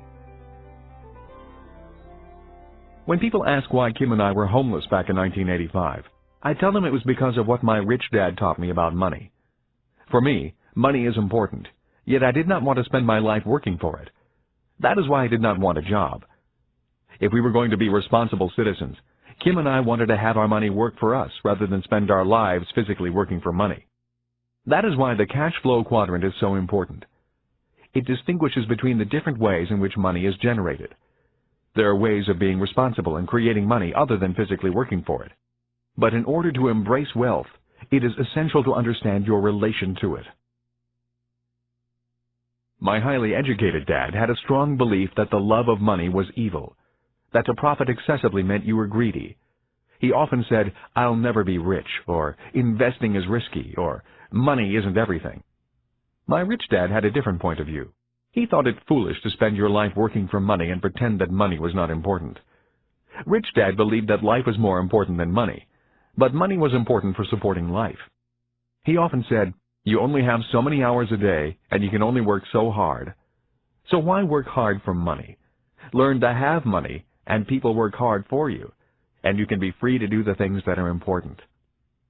To my rich dad, what was important was to have lots of time to raise his kids, to have money to donate to charities and projects he supported, to bring jobs and financial stability to the community, to have time and money to take care of his health, and to be able to travel the world with his family.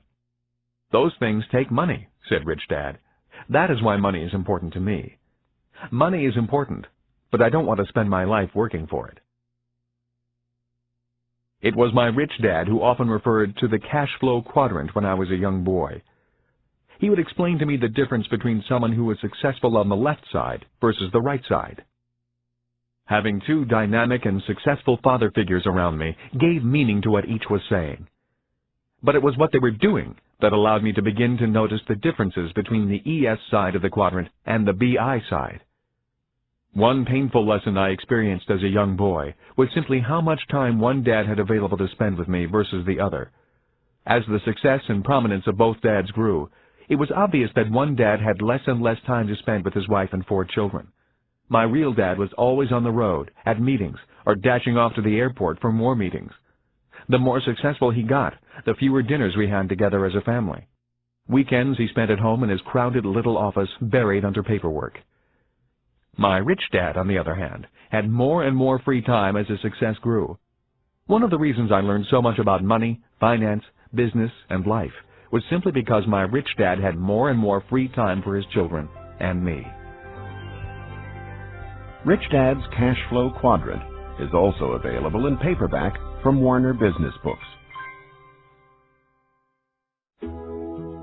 Here's a sample from audio bestseller Rich Dad's Guide to Investing: What the Rich Invest in that the Poor and Middle Class Do Not. Written by Robert Kiyosaki with Sharon Lechter, CPA. Investor lesson number 1: the choice. When it comes to money and investing, people have 3 fundamental reasons or choices for investing, Rich Dad said. They are to be secure, to be comfortable, or to be rich. Rich Dad went on to say, all 3 choices are important. The difference in one's life occurs when the choices are prioritized. He explained that most people make their money and investment choices in that exact order. In other words, their first choice when it comes to money decisions is security. Second is comfort, and third is to be rich. That is why most people make job security their highest priority.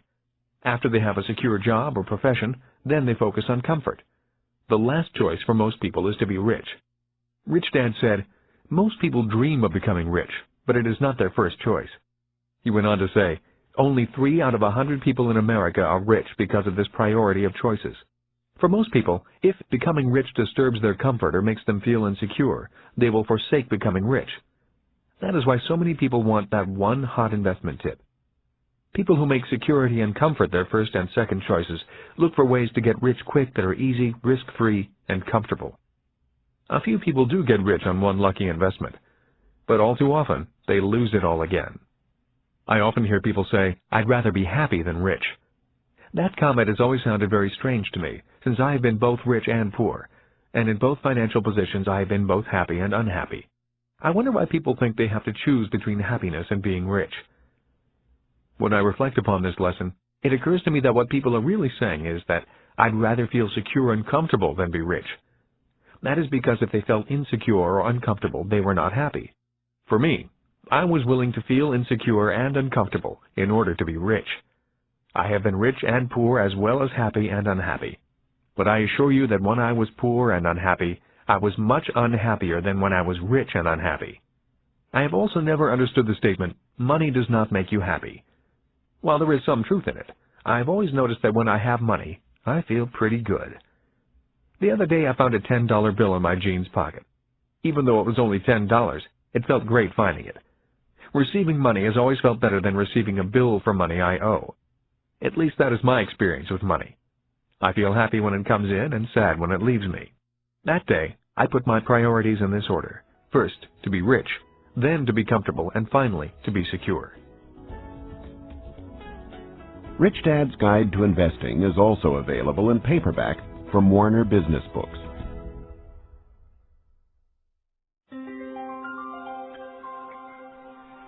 Here's a sample from Rich Dad's Rich Kid, Smart Kid, giving your children a financial head start. The latest book from the New York Times best-selling authors Robert T. Kiyosaki and Sharon Lechter, CPA. When I was a little boy, my rich dad often said, money is an idea. He would go on to say, money can be anything you want it to be. If you say, I'll never be rich, then the chances are you'll never be rich. If you say, I can't afford it, then chances are you can't. My smart dad said much the same about education. Is it possible that every child is born with the potential to be rich and smart? This program is about fostering and preserving that possibility. Both my dads were great teachers. Both men were smart men. But they were not smart in the same subjects, and they did not teach the same things. Yet as different as they were, both dads believed the same things about all kids. Both dads believed all kids are born smart and all kids are born rich. They both believed a child learns to be poor and learns to believe that he or she is less smart than other kids. Both dads were great teachers because they believed in bringing out the genius that each child is born with. In other words, they did not believe in putting knowledge in. They believed in bringing the child's genius out. Both my dads were great teachers because they rarely tried to cram their ideas into my head. They often said very little, waiting instead for me to ask when I wanted to know something. Or they asked me questions, seeking to find out what I knew, rather than simply telling me what they knew. And not to forget the moms. My mom was a great teacher and role model also. She was my teacher for unconditional love, kindness, and the importance of caring for other people. I once heard that boys marry women just like their moms, and I would say that is true for me. My wife Kim is also an extremely kind and loving person. I did not know my best friend Mike's mom very well. Yet the times I was over at their home, Mike's mother was also very kind and attentive to what we were doing. Although a very private person, she was always interested in what Mike and I were learning at school and in the business. I could tell she was a great life partner for Mike's dad. Although I did not know her very well, I learned from her the importance of listening to others, letting others talk, and being respectful of the ideas of others, even if they clash with your ideas. She was a great communicator in a very quiet way. Lessons from my mom and dad. The number of single-parent families I see today concerns me. Having both a mom and a dad as teachers was important in my development. My dad would often say, "True intelligence is knowing what is appropriate rather than what is simply right or wrong." As a 6-year-old boy, I learned from my mom that I needed to be kind and gentle. But when I found myself constantly confronted by bullies at school, I also learned that I could at times be too kind and gentle. I hated being called fatty and Dumbo. Consequently, after talking with my dad, I learned to be strong and to stand up for myself. But there had to be balance. My father told me that many people live in a black and white world or a right and wrong world. Many say, don't push back, and some say, push back.